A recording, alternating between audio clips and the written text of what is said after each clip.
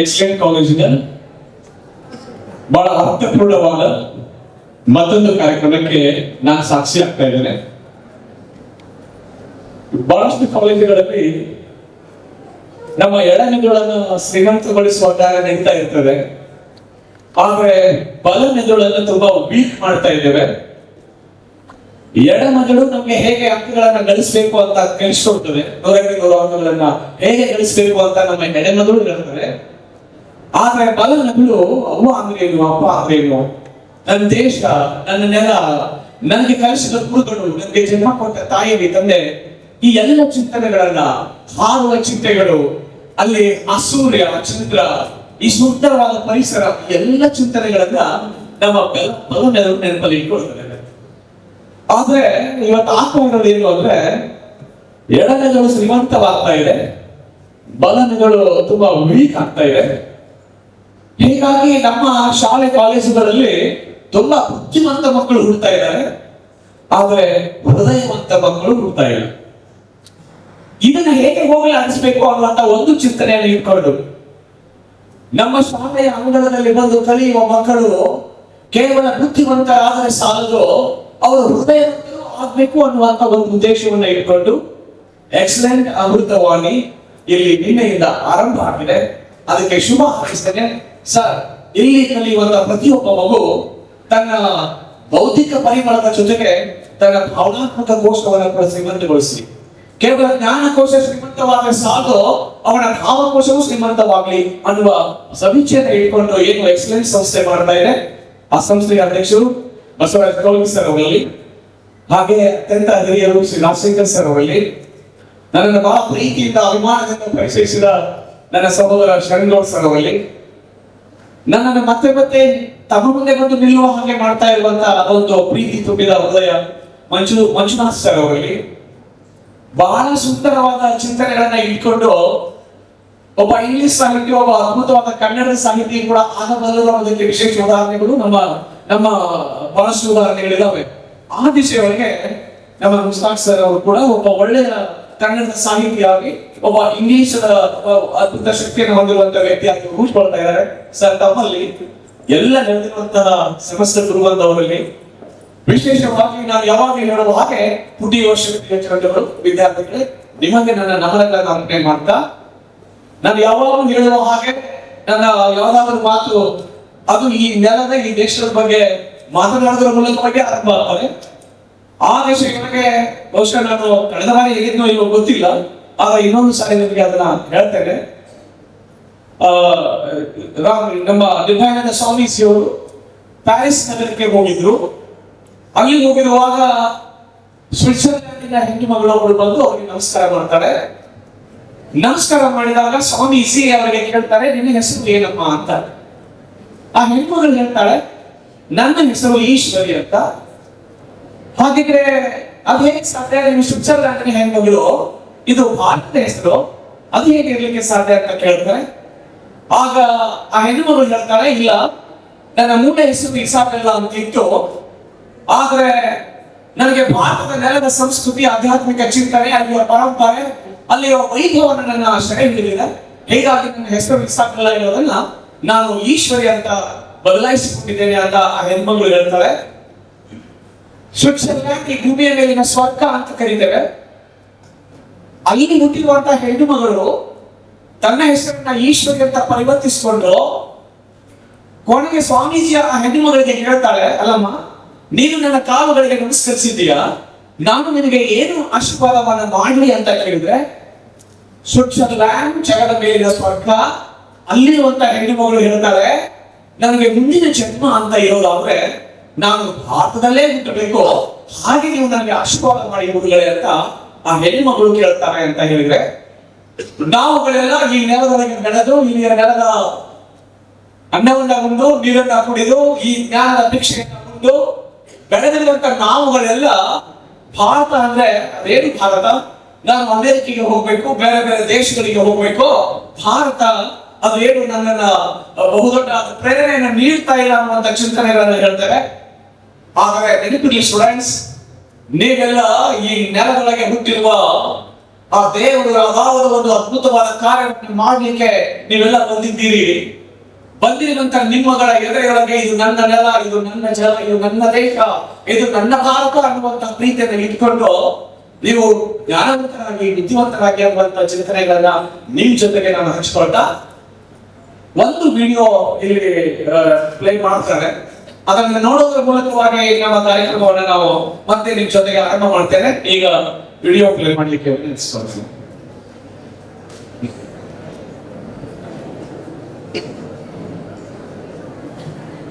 ನಿಮ್ಮೆಲ್ಲರ ಆಗಲೇ Mahesh master sir ಅವರು ನಿಮ್ಮನ್ನು ಉದ್ದೇಶಿಸಿ ಮಾತನಾಡಿದ್ದಾರೆ. ಅದ್ಭುತವಾದ ಚಿಂತನೆಗಳು.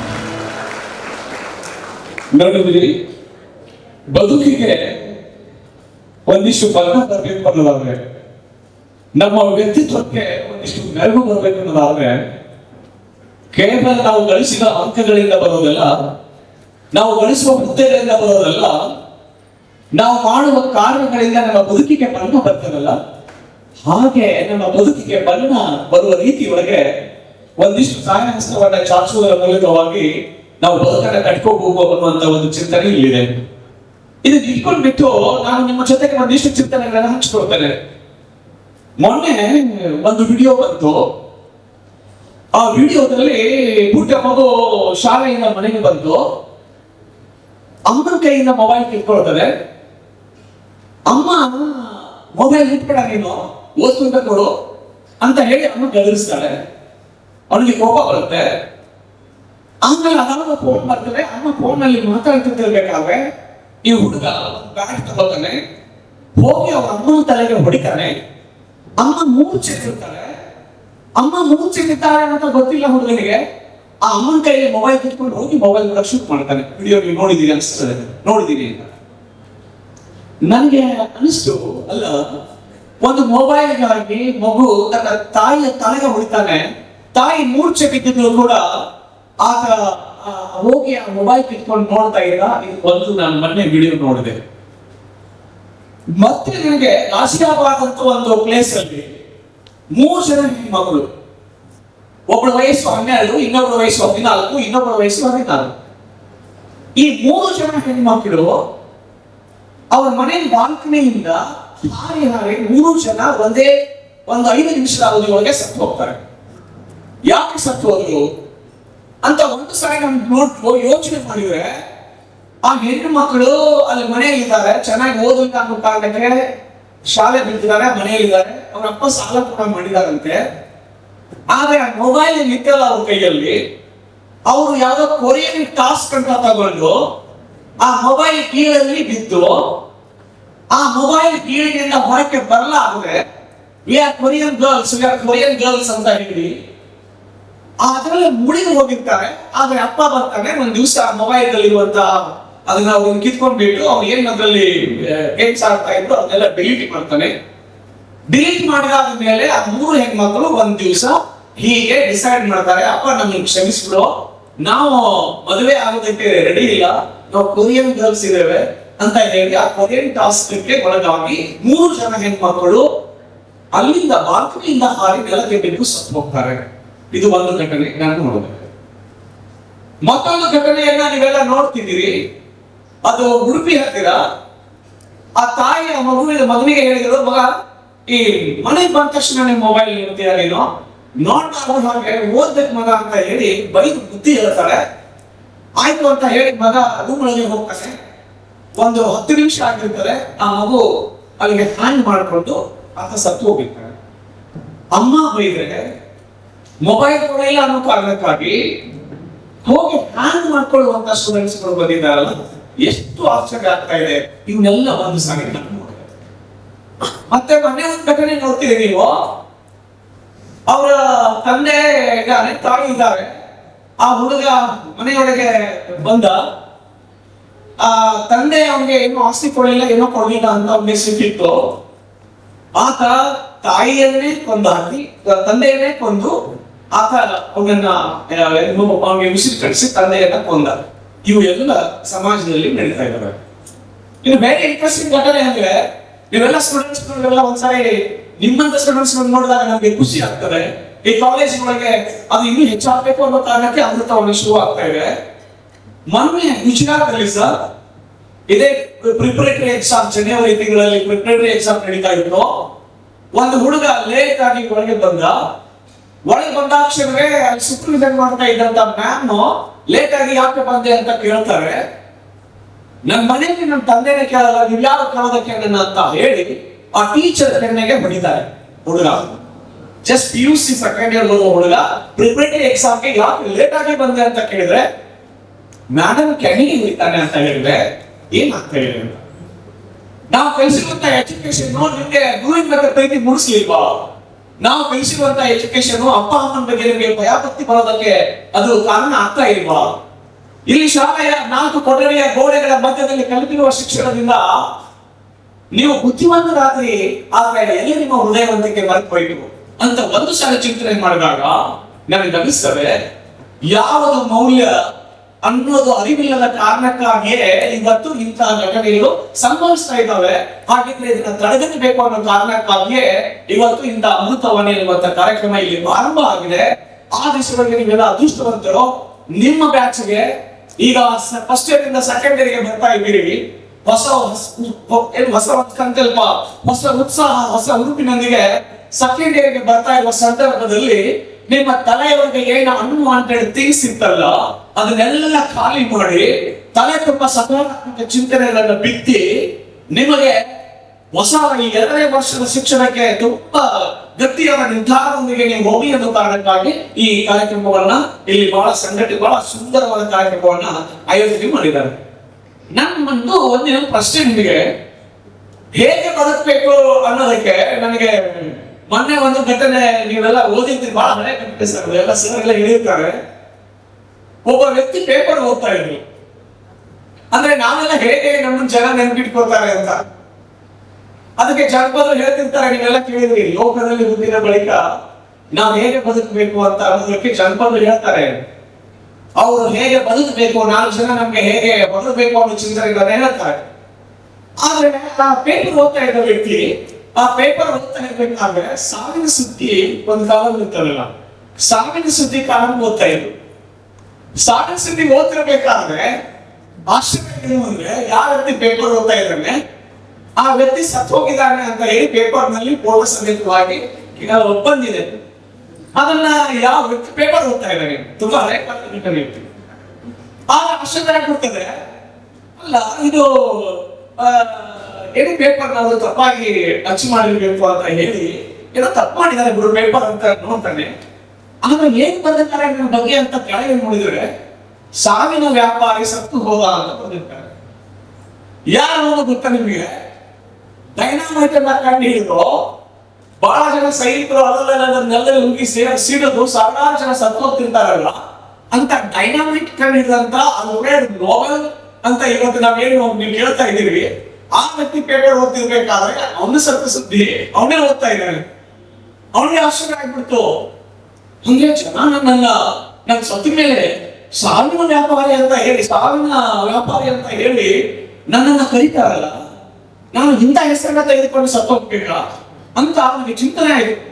ಅವನಿಗೆ ಗೊತ್ತಾಯ್ತು, ಇಲ್ಲ ನಾನು ಇದುವರೆಗೆ ಎಷ್ಟು ಸಂಶೋಧನೆಗಳನ್ನ ಮಾಡಿದೆ, ಸಮಾಜಕ್ಕಾಗಿ ಏನೋ ಉಳಿದಿಗೆ ಒಂದಿಷ್ಟು ನಾನು ಸಂಶೋಧನಾ ಕ್ಷೇತ್ರಕ್ಕೆ ಒಂದಿಷ್ಟು ಕೊಡುಗೆಯನ್ನು ಕೊಟ್ಟೆ, ಆದ್ರೆ ನನ್ನ ಸತ್ತ ಮೇಲೆ ಜನ ನನ್ನ ಸಾವಿನ ವ್ಯಾಪಾರಿ ಅಂತ ನನ್ನನ್ನು ಗುರುತಿಸ್ತಾರೆ ಅನ್ನೋದಾದ್ರೆ ನನ್ನ ಈ ಸಂಶೋಧನೆಗಳಿಗೆ ಏನೂ ಅರ್ಥ ಇಲ್ಲ ಅನ್ಕೊಂಡ್ಬಿಟ್ಟು ತನ್ನ ಎಲ್ಲ ಸಂಪತ್ತನ್ನ ಅಲ್ಲಿ ಡೆಪಾಸಿಟ್ ಮಾಡ್ತಾರೆ. ಪ್ರತಿ ವರ್ಷ ಒಂದೊಂದು ಕ್ಷೇತ್ರದಲ್ಲಿ ಯಾವ ಸಾಧನೆ ಮಾಡಿದರೆ ಶಾಂತಿಗಾಗಿ ನೊಬೆಲ್ ಪ್ರೈಸ್ ಕೇಳ್ತೀರಾ, ನೀವು ಫಿಸಿಕ್ಸ್ ಅಲ್ಲಿ ನೊಬೆಲ್ ಪ್ರೈಸ್ ಕೇಳ್ತೀರಾ, ಬೇರೆ ಬೇರೆ ಸಬ್ಜೆಕ್ಟ್ ಅಲ್ಲಿ ಇಲ್ಲ ಅಷ್ಟೇ, ಬೇರೆ ಬೇರೆ ಸಬ್ಜೆಕ್ಟ್ ಅಲ್ಲಿ ನೀವು ನೊಬೆಲ್ ಪ್ರೈಸ್ ತಗೋತಾರೆ. ಈಗ ನಾವು ಅವ್ರನ್ನ ಹೇಗೆ ನೆನ್ಪಿಟ್ಕೊಳ್ತೀವಿ ಅಂತ ಹೇಳಿದ್ರೆ, ನೊಬೆಲ್ ನನಗೂ ಬರ್ಲಿ ಅಂತ ಹೇಳಿ ನೊಬೆಲ್ ವಿಷಯಕರನ್ನ ನಾವು ತುಂಬಾ ಹೊಗಳ್ತಾ ಇದ್ದೇವೆ.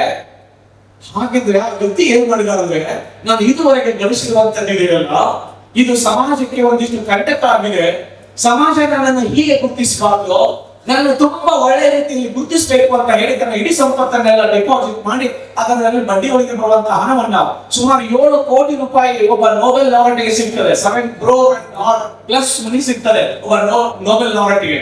ಅಷ್ಟು ಹಣವನ್ನ ಕೊಡ್ತಾ ಇದ್ದಾರೆ. ಇವತ್ತು ನೊಬೆಲ್ ಅನ್ನು ನಾವು ಹೇಗೆ ನೆನಪಿಸ್ಕೊಳ್ತಾ ಇದ್ದೀವಿ? ನೀವು ಒಂದ್ಸರಿ ಚಿಂತನೆ ಮಾಡಿ, ನಾನು ಕಲಿತೇನೆ, ದೊಡ್ಡ ಸಾಧನೆ ಆಗ್ತೇವೆ, ದೊಡ್ಡ ಇಂಜಿನಿಯರ್ ಆಗ್ತವೆ, ಡಾಕ್ಟರ್ಸ್ ಆಗ್ತವೆ, ಈ ಸಮಾಜವನ್ನು ಹೇಗೆ ನೆನಪಿಟ್ಕೋಬೇಕು ಅಂತ ಒಂದು ಸಾರಿ ಯಾಕೆ ಟ್ರೈನ್ ನೀವು ಯೋಚನೆ ಮಾಡ್ಬೇಕು. ನಾನು ಈ ಸಮಾಜ ನನ್ನ ಸಲ ನೆನಪಿಟ್ಟುಕೊಳ್ಳೋ ಹಾಗೆ ಬದುಕಬೇಕು ಅನ್ನೋದಾದ್ರೆ ನನ್ನ ಬದುಕಿಗೆ ಕೇವಲ ಅಂಕಗಳು ಮಾತ್ರ ಮುಖ್ಯವಲ್ಲ, ಅಂಕಗಳ ಜೊತೆಗೆ ನನಗೆ ಇರುವಂತಹ ಕೂಡ ಬೇಕಾಗಿದೆ. ಯಾವ ಮೌಲ್ಯಗಳು ನನ್ನ ಬದುಕಿಗೆ ಒಂದು ಅರ್ಥವಂತಿಕೆಯನ್ನು ತಂದುಕೊಡ್ತಾವೋ, ಯಾವ ಮೌಲ್ಯಗಳು ನನ್ನ ಬದುಕಿಗೆ ಬಣ್ಣವನ್ನ ಕೊಡ್ತಾವೋ ಅಂತಹ ಮೌಲ್ಯಗಳನ್ನ ವ್ಯಕ್ತಿ ರೂಪಿಸಿಕೊಂಡಿವೆ ಅಂತ ಹೇಳಿದ್ರೆ ಈ ಸಮಾಜ ನಮ್ಮನ್ನ ನೆನಪಿಟ್ಕೊಳ್ತದೆ ಅನ್ನುವಂತ ಮಾತುಗಳನ್ನ ನಿಮ್ ಜೊತೆಗೆ ನಾನು ಹಂಚಿಕೊಳ್ತಾ. ಬಹಳಷ್ಟು ಜನ ಡಾಕ್ಟರ್ಸ್ ಆಗ್ತೀರಾ ನೀವು ಇಲ್ಲಿ ಈ ಕಾಲೇಜಲ್ಲಿ ಓದುವಂತ ಬಹಳಷ್ಟು ಜನ ನೀವು ಡಾಕ್ಟರ್ಸ್ ಆಗ್ತೀರಾ ಸರ್. ನನ್ನ ಪ್ರಶ್ನೆ ಇಷ್ಟೇ, ಯಾಕೆ ಈ ಮೌಲ್ಯಗಳು ಬೇಕು ಅಂತ ಕೇಳಿದ್ರೆ, ಈ ಸೋಲಾಪುರದಲ್ಲಿ ಒಂದು ಹಾಸ್ಪಿಟಲ್ ಇದೆ. ಆ ಹಾಸ್ಪಿಟಲ್ ಅಲ್ಲಿ ನನ್ನ ಹೆಣ್ಣು ಮಗನಿಗೆ ಡೆಂಗ್ಯೂ ಜ್ವರ ಬಂದಿತ್ತು. ನೀವು ಡಾಕ್ಟರ್ಸ್ ಆದ್ರೆ ಜನ ಇವತ್ತು ನಾನು ಬಂದು ಆ ಡಾಕ್ಟರ್ ಬಗ್ಗೆ ಮಾತಾಡ್ತಾ ಇದ್ದೀವಿ, ಹಾಗೆ ಜನ ಮಾತಾಡ್ಕೋಬೇಕು ಈ ಕಡೆ. ಆ ಡಾಕ್ಟರ್ ಅಲ್ಲಿಗೆ ಬಂದ್ರು. ಆ ಹುಡುಗನ ಪುಟ್ಟ ಹುಡುಗ ಅವರಲ್ಲಿ ಹಣ ಕೂಡ ಇರಲಿಲ್ಲ ನಮ್ಮ ಫ್ರೆಂಡ್ ಅಲ್ಲಿ ಹೋಗಿ ಅವರು ಏನ್ ಮಾಡಿದ್ರು, ಅಲ್ಲಿ ಬಂದು ಡಾಕ್ಟರ್ ನೋಡ್ಕೊಂಡು ಹೋಗ್ತಾ ಇದ್ರು. ಆಗ ಯಾರು ಡಿಸ್ಚಾರ್ಜ್ ಆಗ್ತಾರಲ್ಲ, ಡಿಸ್ಚಾರ್ಜ್ ಆಗುವಂತವ್ರನ್ನೆಲ್ಲ ಇವ್ರು ಹೋಗಿ ಕೇಳ್ತಿದ್ರು, ಸರ್ ಎಷ್ಟು ಬಿಲ್ ಆಯ್ತು ಅಂತ ಕೇಳ್ತಿದ್ರು. ಸರ್ 50,000 ಬಿಲ್ ಆಯ್ತು, 70,000 ಬಿಲ್ ಆಯ್ತು ಅಂತ ಹೇಳಿ ಅವರು ಹೇಳ್ತಾ ಇದ್ರು. ಪಾಪ ಪೇಷಂಟ್ಸ್ ಪರವಾಗಿ ಬಂದಂತ ಪೇರೆಂಟ್ಸ್ ಎಲ್ಲ. ಇವ್ರು ಒಂದ್ ದಿವಸ ಅಲ್ಲಿ ಈ ವಚನ ಸಾಹಿತ್ಯದ ಒಂದು ಪುಸ್ತಕವನ್ನ ಅವ್ರ ಮಗನ ಜೊತೆ ಕುತ್ಕೊಂಡ್ಬಿಟ್ಟು ಅವ್ರ ಮಗನ ಮಲಗಿದ್ದಾನೆ, ಓದ್ತಾ ಇದ್ರು. ಓದ್ತಿರ್ಬೇಕಾದ್ರೆ ಡಾಕ್ಟರ್ ಬರ್ತಾರೆ, ನೋಡ್ತಾರೆ, ಅವ್ರ ಮಗುವನ್ನು ಚೆಕ್ ಮಾಡ್ತಾರೆ, ಸ್ಟ್ರೈಟ್ ಆಗಿ ತಮ್ಮ ಕ್ಯಾಬಿನ್ಗೆ ಹೋಗ್ತಾರೆ. ಹೋದಾದ್ಮೇಲೆ ಇಂತಹ ರೂಮ್ ನಲ್ಲಿ ಪೇಷಂಟ್ ಇತ್ತಲ್ಲ ಅವ್ರ ಪೇರೆಂಟ್ಸ್ ಅನ್ನು ಕರ್ಕೊಂಡು ಬನ್ನಿ ಅಂತ ಕಳಿಸ್ತಾರೆ. ಹಾಗೆ ಆ ವ್ಯಕ್ತಿ ಬಂದಾಗ ಇವ್ರು ಕೇಳ್ತಾರೆ, ಡಾಕ್ಟರ್ ಕೇಳ್ತಾರೆ, ನಿಮ್ಗೆ ಏನ್ ಗೊತ್ತಿದೆ ಬಸವಣ್ಣವರ ಬಗ್ಗೆ ಹೇಳ್ತೀರಿ ಸ್ವಲ್ಪ ಅಂತ ಅವ್ರು ಕೂರಿಸ್ಕೊಂಡು ಬಸವಣ್ಣವರ ಚಿಂತನೆಗಳನ್ನ ಅವ್ರ ಬಾಯಿಂದ ಕೇಳ್ತಾರೆ. ಮುಂದೆ ಒಂದು 4 ದಿನ ಆದ್ಮೇಲೆ ಡಿಸ್ಚಾರ್ಜ್ ಆಗುತ್ತೆ. ಇವರು ತುಂಬಾ ಬಿಲ್ ಬಂದಿರ್ತಾರೆ ಅಂತ ಹೇಳಿ ಅವ್ರ ಕಡೆ ಫೋನ್ ಮಾಡಿ ಇವ್ರ ಕಡೆ ಫೋನ್ ಮಾಡಿ ನಮ್ಗೆ ಕಾಲ್ ಮಾಡಿ ಅವ್ರು ಕೇಳಿದ್ರು. ಅವರೆಲ್ಲ ರೆಡಿ ಇಟ್ಕೊಂಡಿದ್ದಾರೆ. ಹೋಗಿ ಬಿಲ್ ಕೇಳಿದ್ರೆ 8,000 ರೂಪಾಯಿ ಬಿಲ್ ಆಗಿದೆ. ಜಸ್ಟ್ ಆ 8,000 ಬಿಲ್ ಆದ್ರೆ ಈ ವ್ಯಕ್ತಿ ಸಹ ಅದೇನೇ ಸಾಧ್ಯ? ಎಲ್ಲರಿಗೆ 50,000 ಬಿಲ್ ಮಾಡಿದ್ದೀರಾ, 60,000 ಬಿಲ್ ಮಾಡಿದ್ದೀರಾ, ನಾನು ಹಕ್ಕದೇ ಇಲ್ಲ, ಅಡ್ಮಿಟ್ ಆಗಿದೆ ನನ್ನ ಮಗು, ನನಗೆ 8,000 ಬಿಲ್ ಅಂತ ಹೇಳಿ ಈ ವ್ಯಕ್ತಿ ಕೇಳಬೇಕಾದ್ರೆ ಡಾಕ್ಟರ್ ಹೇಳ್ತಾರೆ, ನಿನಗೆ ಎಷ್ಟು 8,000 ಬಿಲ್. ಯಾಕೆ ಸಾಧ್ಯ? ಹೇಗೆ? ಯಾಕೆ? ಇವತ್ತು ಆ ಡಾಕ್ಟರ್ ಬಗ್ಗೆ ನಾನು ಬಂದು ನಿಮ್ ಮುಂದೆ ಮಾತಾಡ್ತಾ ಇದ್ದೀನಿ ಅಂತ ಹೇಳಿದ್ರೆ, ನೀವು ಡಾಕ್ಟರ್ಸ್ ಆದ್ಮೇಲೆ ನಿಮ್ಮ ಸಂಪರ್ಕಕ್ಕೆ ಬಂದಿರುವಂತಹ ನನ್ನಂತ ವ್ಯಕ್ತಿಗಳು ಇಂಥ ವೇದಿಕೆಗೆ ಬಂದಾಗ ನಿಮ್ಮ ಆ ಮಾನವೀಯ ಮೌಲ್ಯ ಅಂತ ನಾವೇನು ಕರೀತೇವಲ್ಲ, ಡಾಕ್ಟರ್ ಅಲ್ಲಿ ಆ ಮಾನವೀಯತೆ ಇತ್ತು. ಅವರಲ್ಲಿ ಕೇವಲ ಸಿಂಪತಿ ಇರಲಿಲ್ಲ, ಅಲ್ಲಿ ಎಂಪತಿ ಕೂಡ ಇತ್ತು. ಆ ಡಾಕ್ಟರ್ ಅಂತಹ ಒಂದು ಆ ಉದಾಹರಣೆ ಮಾನವೀಯತೆಯನ್ನು ತೋರಿಸಿಕೊಳ್ಳೋ ಕಾರಣಕ್ಕಾಗಿ ನಾವು ಡಾಕ್ಟರ್ ಅನ್ನ ಇದುವರೆಗೆ ನೆನಪು ಮಾಡ್ಕೊಳ್ತಾ ಇದ್ದೇವೆ. ಇಲ್ಲಿ ನಿಮ್ಮ ಬಗ್ಗೆ ಮಾತಾಡ್ತಾ ಇದ್ದೀನಿ ಅನ್ನೋದಾದ್ರೆ ನೀವು ಕೂಡ ಹೇಗೆ ಡಾಕ್ಟರ್ಸ್ ಆಗ್ಬೇಕು, ಎಂತ ಡಾಕ್ಟರ್ಸ್ ಆಗ್ಬೇಕು? ಯೋಚನೆ ಮಾಡಿಕೊಂಡು ನಾವೆಲ್ಲ ಇಲ್ಲಿಂದ ಇಂಥ ಮೌಲ್ಯಗಳನ್ನ ಎಲ್ಲಿ ಕಲಿತುಕೊಂಡು ಹೋಗ್ಬೇಕಾಗಿರುತ್ತಾಗಕ್ಕಾಗಿಯೇ ಇಲ್ಲಿ ಈ ಚಿಂತನೆ ನಡೀತಾ ಇದೆ. ಈ ದಿಸೆಯೊಳಗೆ ಆಲ್ಫ್ರೆಡ್ ನೋಬೆಲ್ ಹೇಗೆ ಅವರನ್ನ ಸಾವಿರ ವ್ಯಾಪಾರ ಅಂತ ಜನ ನೆನ್ಪಿಟ್ಕೊಳ್ಬಾರ್ದು, ನನ್ನನ್ನು ಬಹಳ ಪ್ರೀತಿಯಿಂದ ನೆನ್ಪಿಟ್ಕೋಬೇಕು ಅಂತ ಹೇಳಿದ್ರಲ್ಲ, ನೀವು ಕೂಡ ನಿಮ್ಮನ್ನು ಸಮಾಜ ಹಾಗೆ ನೆನ್ಪಿಟ್ಕೋಬೇಕು ಅನ್ನೋದಾದ್ರೆ ಏನ್ ಮಾಡ್ಬೇಕು ಅನ್ನುವಂತ ಚಿಂತನೆ. ಇನ್ನೊಂದು ವಿಡಿಯೋ ಇದೆ, ಅದನ್ನ ಪ್ಲೇ ಮಾಡ್ತಾರೆ ಮಂಜುನಾಥ್ ಸರ್. ಇನ್ನೊಂದು ವಿಡಿಯೋ ಪ್ಲೇ ಮಾಡ್ತಾರೆ. ಸುಮ್ನೆ ಹಾಗೆ ನಿಮ್ಗೆಲ್ಲ ಮಧ್ಯದಲ್ಲಿ ಒಂದೇ ಏಕತಾನತೆ ಕಾರಣವಾಗಿ ಒಂದಿಷ್ಟು ವಿಡಿಯೋಸ್ಗಳನ್ನು ಸಿದ್ಧಗೊಳಿಸಿದ್ದಾರೆ. ಆ ವಿಡಿಯೋವನ್ನು ನೋಡ್ತಾ ಒಂದಿಷ್ಟು ನಿಮಗೆ ಬದಲಾವಣೆ ಬರ್ತದೆ.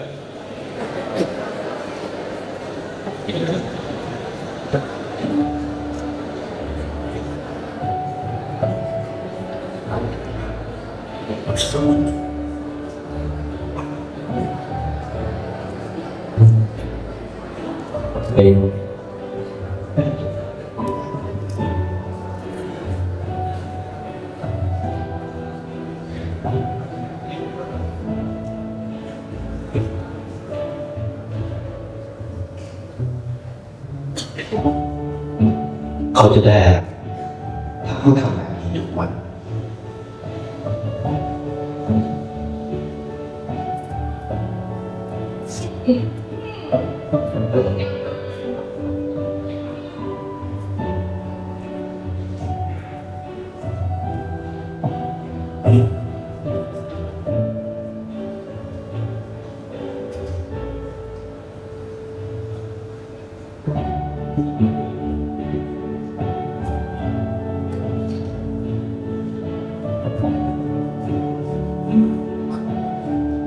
เขาจะไม่ได้อะไรไม่ได้ออกทีไม่มีใครรู้จักไม่ได้เป็นชื่อที่ขึ้นมาคือ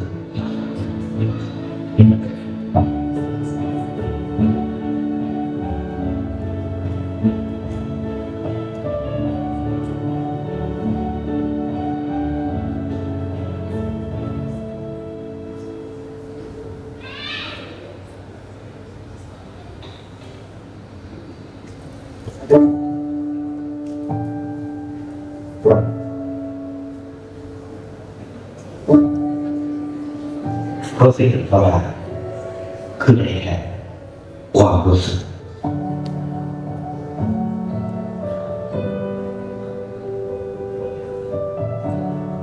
ได้เห็นความสุข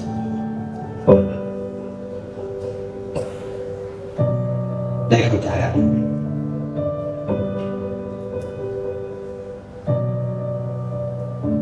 ได้ความรักได้ในสิ่งที่มองสื่อไม่ได้ได้ที่สวยงามกว่านี้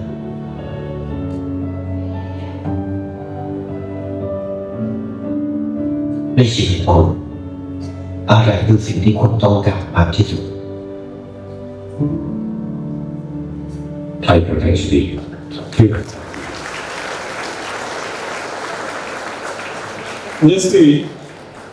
ನೀವು ಏನ್ ಬೇಕೋ ಅದನ್ನೆಲ್ಲ ಖರೀದಿ ಮಾಡಬಹುದು ಅಲ್ವಾ? ನಿಮ್ಗೆ ಏನ್ ಬೇಕೋ ಅದನ್ನೆಲ್ಲ ಹಣ ಕೊಟ್ಟು ಖರೀದಿ ಮಾಡಲಿಕ್ಕೆ ಸಾಧ್ಯ ಇದೆ. ಆದ್ರೆ ಆ ಮಗುವಿನ ಕಣ್ಣಲ್ಲಿದ್ದಂತಹ ಪ್ರೀತಿಯನ್ನ, ಆ ತಾಯಿಯ ಕಣ್ಣಲ್ಲಿ ಬಂದಿರುವಂತಹ ಮೆಚ್ಚುಗೆಯನ್ನ ನೀವು ಹಣ ಕೊಟ್ಟು ಕೊಂಡ್ಕೊಳ್ಳೋದಕ್ಕೆ ಸಾಧ್ಯ ಇಲ್ಲ. ಅದನ್ನ ನೀವು ಮಾಡುವಂತಹ ಇಂದಿಷ್ಟು ಮಹಾ ಕಾರ್ಯಗಳಿಂದ ನೀವು ಆ ಮೆಚ್ಚುಗೆಯನ್ನು ಗಳಿಸೋದಕ್ಕೆ ಸಾಧ್ಯ ಹೊರತು ಯಾವ ಹಣದಿಂದ ಅದನ್ನು ಪಡೆಯೋದಕ್ಕೆ ಸಾಧ್ಯ ಇಲ್ಲ ಅನ್ನೋದಕ್ಕೆ ಈ ಒಂದು ಘಟನೆ ನಿಮಗೆ ಬರ್ತದೆ. ಇಲ್ಲೆಲ್ಲ ಸಾಕಷ್ಟು ನಿಮಗೆ ವ್ಯಕ್ತಿತ್ವ ದೊಡ್ಡದಲ್ಲ, ಪದವಿ ದೊಡ್ಡದಲ್ಲ, ಕಷ್ಟದ ಸಮಯದಲ್ಲಿ ಸಹಾಯ ಮಾಡುವವರಿದ್ದಾರಲ್ಲ, ಎಲ್ಲರಿಗಿಂತ ದೊಡ್ಡವರು ಅನ್ನೋದಕ್ಕೆ ಒಂದು ಬರ್ತಾರೆ. ಅಲ್ಲಿ ಕುದುರೆ ಇದೆ, ಅದು ದಾಟ್ಕೊಂಡು ಹೋಗ್ಬೇಕು. ಆದ್ರೆ ನಾಯಿ ಮುಡಿಗೆ ಹೋಗ್ತದೆ. ಕುದುರೆ ಹೇಳ್ತದೆ, ನಾನು ಇದ್ದೀನಿ, ನಾನು ಹೋಗ್ತಾ ಇರ್ತೀನಿ, ನನ್ನ ಬೆನ್ನಲ್ಲಿ ಸುಂಕ ಅಂತ ಹೇಳಿ ಒಂದು ಚಿಕ್ಕ ಸಹಾಯವನ್ನು ಮಾಡೋದಕ್ಕೆ ಇಸ್ ಪಾಸಿಬಲ್, ನಮ್ಮಿಂದ ಸಾಧ್ಯ ಆಗುವುದಾದ್ರೆ ಅವರು ಬದುಕಿನ ತುಂಬ ನಮ್ಮನ್ನೆಲ್ಲ ನೆನಪಿಸ್ತಾ ಇರ್ತಾರೆ. ಅಂತಹ ಅರ್ಥಪೂರ್ಣವಾದಂತಹ ಒಂದು ಕಾರ್ಯಗಳನ್ನ ನಾವು ನೀವೆಲ್ಲ ಮಾಡ್ಬೇಕು ಅನ್ನುವಂಥದ್ದಕ್ಕೆ. ಆಗ ನೀವೆಲ್ಲ ನೋಡಿದ್ರೆ ಒಂದಿಷ್ಟು ನಾಯಿಯ ಬಗ್ಗೆ ಇರುವಂತಹ ಪ್ರೀತಿ, ಅಲ್ಲಿ ಹೋಗುವಾಗ ಇರುವಂತಹ ಪ್ರೀತಿ, ಮೈ ಕ್ವಶನ್ ನಮಗೆ ಬಹಳ ಒಂದಿಷ್ಟು ಬೇಜಾರಾಗ್ತದೆ. ನಾನು ಯಾವಾಗ ಹೇಳ್ತಾ ಇರ್ತೀನಿ, ಟೀಚರ್ಸ್ಗೆ ತುಂಬಾ ಲಾಭ ಇದೆ ಅಂತ. ಏನು ಅಂದ್ರೆ ಬಸ್ ಅಲ್ಲಿ ಹತ್ತಿದ್ರೆ ಒಂದು ಸೀಟ್ ಸಿಗ್ತದೆ, ರಸ್ತೆ ಒಳಗೆ ಹೊರಟಾಗ ಒಂದು ಶಾಲೆ ಸಿಗ್ತದೆ ಅಂತ ನಾನು ಹೇಳ್ತಾ ಇರ್ತೀನಿ. ಬೇರೆ ಯಾರಿಗೂ ಸಿಗೋದಿಲ್ಲ. ಒಬ್ಬ ಟೀಚರ್ಗೆ ರಸ್ತೆಯಲ್ಲಿ ಹೊರಟಾಗ ಒಂದು ಶಾಲೆ ಇಟ್ಟು ಬಸ್ ಅಲ್ಲಿ ಹತ್ತಿದ್ರೆ ಒಂದು ಸೀಟು ಸಿಗ್ತದೆ ಅಂತ ಹೇಳಿ ನಾ ಎಲ್ಲ ಕಡೆಗೆ ಭಾಷಣ ಮಾಡ್ಕೊಂಡು ಬರ್ತಾ ಇದ್ದೆ. ಆದ್ರೆ ಮೊನ್ನೆ ಬಸ್ ಅಲ್ಲಿ ಇದ್ದೆ, ನನ್ನ ಸ್ಟೂಡೆಂಟ್ ನನ್ನನ್ನು ನೋಡಿದ್ಲು, ಆದ್ರೆ ನೋಡದೆ ಹಾಗೆ ಕೂತ್ಕೊಂಡಿದ್ಲು. ಆಮೇಲೆ ನಾನು ತಾಳಿಕೋಟಿಗೆ ಹೊರಟಿದ್ದೆ, ಆಕೆ ಬಾಗೇವಾಡಿ ಇಳಿಬೇಕಾಗಿತ್ತು. ಬಾಗೇವಾಡಿ ಬಂದ ತಕ್ಷಣ ಎದ್ದು ಬಂದು ಹೇಳ್ತಾರೆ, ಸರ್ ಕುತ್ಕೊ ಬನ್ನಿ ಅಂತ. ಯಾಕೆ ಅಂದ್ರೆ ಅವ್ರು ಉಳಿಯುವಂತ ಸ್ಥಾನ ಬಂದ್ಬಿಟ್ಟಿತ್ತು. ಅಂದ್ರೆ ಅಲ್ಲೇ ಬಿಟ್ಟಿದ್ರೆ ನಾನು ಇಳ್ಬೇಕಾಗುತ್ತೆ ಅಂತ ಹೇಳಿ ನಮ್ಮ ಸ್ಟೂಡೆಂಟ್ ಆಕೆ ಅಲ್ಲಿ ನೋಡದೆ ಇರುವಾಗ ಕೂತ್ಕೊಳ್ತಾಳೆ. ಬಟ್ ಏನಿದು ಎಲ್ಲ ನಾನು ಅನ್ಕೊಳ್ತೀನಿ, ಸ್ಟೂಡೆಂಟ್ಸ್ ನಿಮ್ಗೆ ಯಾರಿಗೆ ಹೇಗೆ ಹಚ್ಚಿ ಅದನ್ನ ಅದನ್ನ ಹೊತ್ಕೊಂಡು ಹೋಗ್ಬೇಕಾದ್ರೆ ಆಗ್ತಾ ಇಲ್ಲ. ಆದ್ರೆ ಬಂದು ಅವ್ರು ಯಾರು ಗೊತ್ತಿಲ್ಲ, ಯಾರು ಅನಾಮಿಕ ಯಾರು ಗೊತ್ತಿಲ್ಲ, ಅಜ್ಜಿ ಯಾರು ಅಂತ ಗೊತ್ತಿಲ್ಲ, ಬಂದು ಅಜ್ಜಿಗೆ ಅದನ್ನ ಒತ್ತೋದಕ್ಕೆ ಸಹಾಯ ಮಾಡ್ತಾರಲ್ಲ. ಸೊ ಇದಕ್ಕೆ ಮಾನವೀಯತೆ ಅಂತೇವೆ, ಇದಕ್ಕೆ ಮೌಲ್ಯಗಳು ಅಂತೇವೆ. ಒಂದಿಷ್ಟು ಸಹಕಾರ, ಒಂದಿಷ್ಟು ನಾವೇನಾದ್ರೂ ಇನ್ನೊಬ್ಬರಿಗೆ ಸಹಾಯ ಮಾಡಿದ್ರೆ ಆ ಬದುಕಿಗೆ ಅರ್ಥ ಬರ್ತದೆ ಅನ್ನುವಂತ ವಿಚಾರವನ್ನು ಇಟ್ಕೊಂಡು ನೀವೆಲ್ಲ ಮಾಡ್ತೀವಿ. ಆಮೇಲೆ ಇನ್ನೊಂದು ಬಹಳ ಇಂಟ್ರೆಸ್ಟಿಂಗ್ ಇತ್ತು, ನಮ್ಗೆಲ್ಲ ಬಸವಣ್ಣವ್ರ ವಚನಗಳನ್ನ ಬಹಳ ಚಂದ ಗಳಿಸ್ತೀವಿ ಸರ್ ನಾವೆಲ್ಲ. ಒಬ್ಬ ಸ್ಟೂಡೆಂಟ್ ಹೋಗ್ಬಿಟ್ಟು ಬಂದ, ಬಸ್ಸಲ್ಲಿ ಟಕ್ಕಂತ ನೋಟ್ಬುಕ್ ತಿನ್ನಿಸ್ತಾ ಇದ್ದ ಅವನು. ನೋಟ್ಬುಕ್ ನಿಮ್ಗೆ ಗೊತ್ತಲ್ಲ, ಒಂದೇ ನೋಟ್ಬುಕ್ ಇತ್ತು ಅಂತ ಹೇಳಿ ಹೀಗೆ ಬೆಳಲ್ಲಿ ಅದನ್ನ ತಿರುಗಿಸ್ತಾ ಬಂದು ಹೋಗ್ತಾ ಇರೋ ಬಸ್ಸನ್ನ ಬಂದು ಹತ್ಕೊಂಡಾಗ ಅಲ್ಲಿ ಬಂದ 3 ಜನ ಕುತ್ಕೊಂಡಿದ್ರು. ಅವ್ರ ಪಕ್ಕದಲ್ಲೇ ಕುತ್ಕೊತಾನೆ, ಅದು ನಿಲ್ತಾನೆ, ನೀವು ಸ್ವಲ್ಪ ಜಾಗ ಕೊಡ್ರಿ ಅಂದ. ಏನ್ ಸರ್ 3 ಜನ ಕುತ್ಕೊಳ್ಳುವಂತ ಸೀಟ್ ಇದೆ, 3 ಜನ ಕುತ್ಕೊಂಡಿದೀವಲ್ಲ, ನಿಮ್ಗೆ ಹೇಗೆ ಕೊಡೋದಕ್ಕೆ ಸಾಧ್ಯ ಸೀಟು ಅಂತ. ಏನ್ರಿ ದಯವಿಲ್ಲವಯ್ಯ ಅಂತ ಹೇಳಿದ ಬಸವಣ್ಣ ಮೇಲ್ದೊಳಗೆ ನಿಮ್ಗೆ ದಯಾವಿಲ್ಲೇನ್ರಿ ಅಂತ. ಅಯ್ಯೋ ಪಾಪ ಯಾರೋ ಬಸವಣ್ಣವ್ರು ಹೆಸರು ಹೇಳ್ತಾರೆ ಅಂತ ದೊಡ್ಡ ವ್ಯಕ್ತಿ ಹೆಸರು ಹೇಳ್ತಾರೆ ಅಂದ್ಬಿಟ್ಟು ಆಯ್ತು ಬನ್ನಿ ಅಡ್ಜಸ್ಟ್ ಮಾಡ್ಕೊಳ್ಳೋಣ ಅಂತ ಕೂಡ್ಕೊಳ್ಳಿ. ಮುಂದೆ ಬಂದು ಸೀಟ್ ಬಂದು ಸ್ಥಾನ ಬಂದು ಅಲ್ಲಿ ಒಬ್ರು ಇಳಿದು ಹೋದಾಗ ಇವ್ರು 3 ಜನ ಕುತ್ಕೊಂಡ್ರಲ್ಲ, ಇನ್ನೊಬ್ರು ಇವ್ನು ಹಾಕಿ ಬಂದು ಅವ್ರ ಪಕ್ಕದಲ್ಲೇ ನಿಂತ್ಕೊಂಡ್ರು, ಸ್ವಲ್ಪ ಸೀಟ್ ಕೊಡ್ರಿ ಹೇಳಿದ್ರು. ಅಂದ್ರೆ 3 ಜನ ಸೀಟ್ ಇದೆ, 3 ಜನ ಕುತ್ಕೊಂಡಿದ್ರು, ಕಾಣಿಸ್ತಾ ಇಲ್ಲ ನಿಮ್ಗೆ ಅಂದ್ರೆ ಇವ್ನು. ಆದ್ರೆ ಆಗ ಕೇಳಿದ್ರಲ್ಲ, ಅವ್ರೆಲ್ಲ ಹಿಂದೆ ಇದ್ರಲ್ಲ, ಅಲ್ಲಪ್ಪ ಆದ್ರೆ ನೀವು ಸೀಟ್ ಕೊಡ್ಕೋಬೇಕಾದ್ರೆ ದೈವ ಧರ್ಮದ ಮೂಲವಯ್ಯ ಅಂತ ಹೇಳಿ ಬಸವಣ್ಣ ಮಾತಾ ಹೇಳಿದ್ರಿ, ಇವಾಗ ಬಸವಣ್ಣ ವಚನ ನಿಮ್ಗೆ ನೆನಪಾಗ್ತಾ ಇಲ್ವಾ ಅಂತ ಕೇಳಿದ್ರೆ, ನೋಡ್ರಿ ನಿಮ್ಗೆ ಸರಿಯಾಗಿ ವಚನ ಓದಿಲ್ಲ, ನೀವೆಲ್ಲ ವಚನ ಯಾವ ಬಸವಣ್ಣ ದೈವ ಧರ್ಮದ ಮೂಲವಯ್ಯ ಅಂತ ಹೇಳಿದಾರಲ್ಲ ಅದೇ ಬಸವಣ್ಣ ಇನ್ನೊಂದು ವಚನ ಹೇಳಿದ್ದಾರೆ, ಎಣ್ಣ ಚಿಂತೆಯವರಿಗೆ ಹಾಸದುಂಟು ಹೊರೆಯುಂಟು ಮರಣ ಚಿಂತೆಯವರಿಗೆ ಕೈ ಅಂತ ಹೇಳಿದ್ದಾರೆ.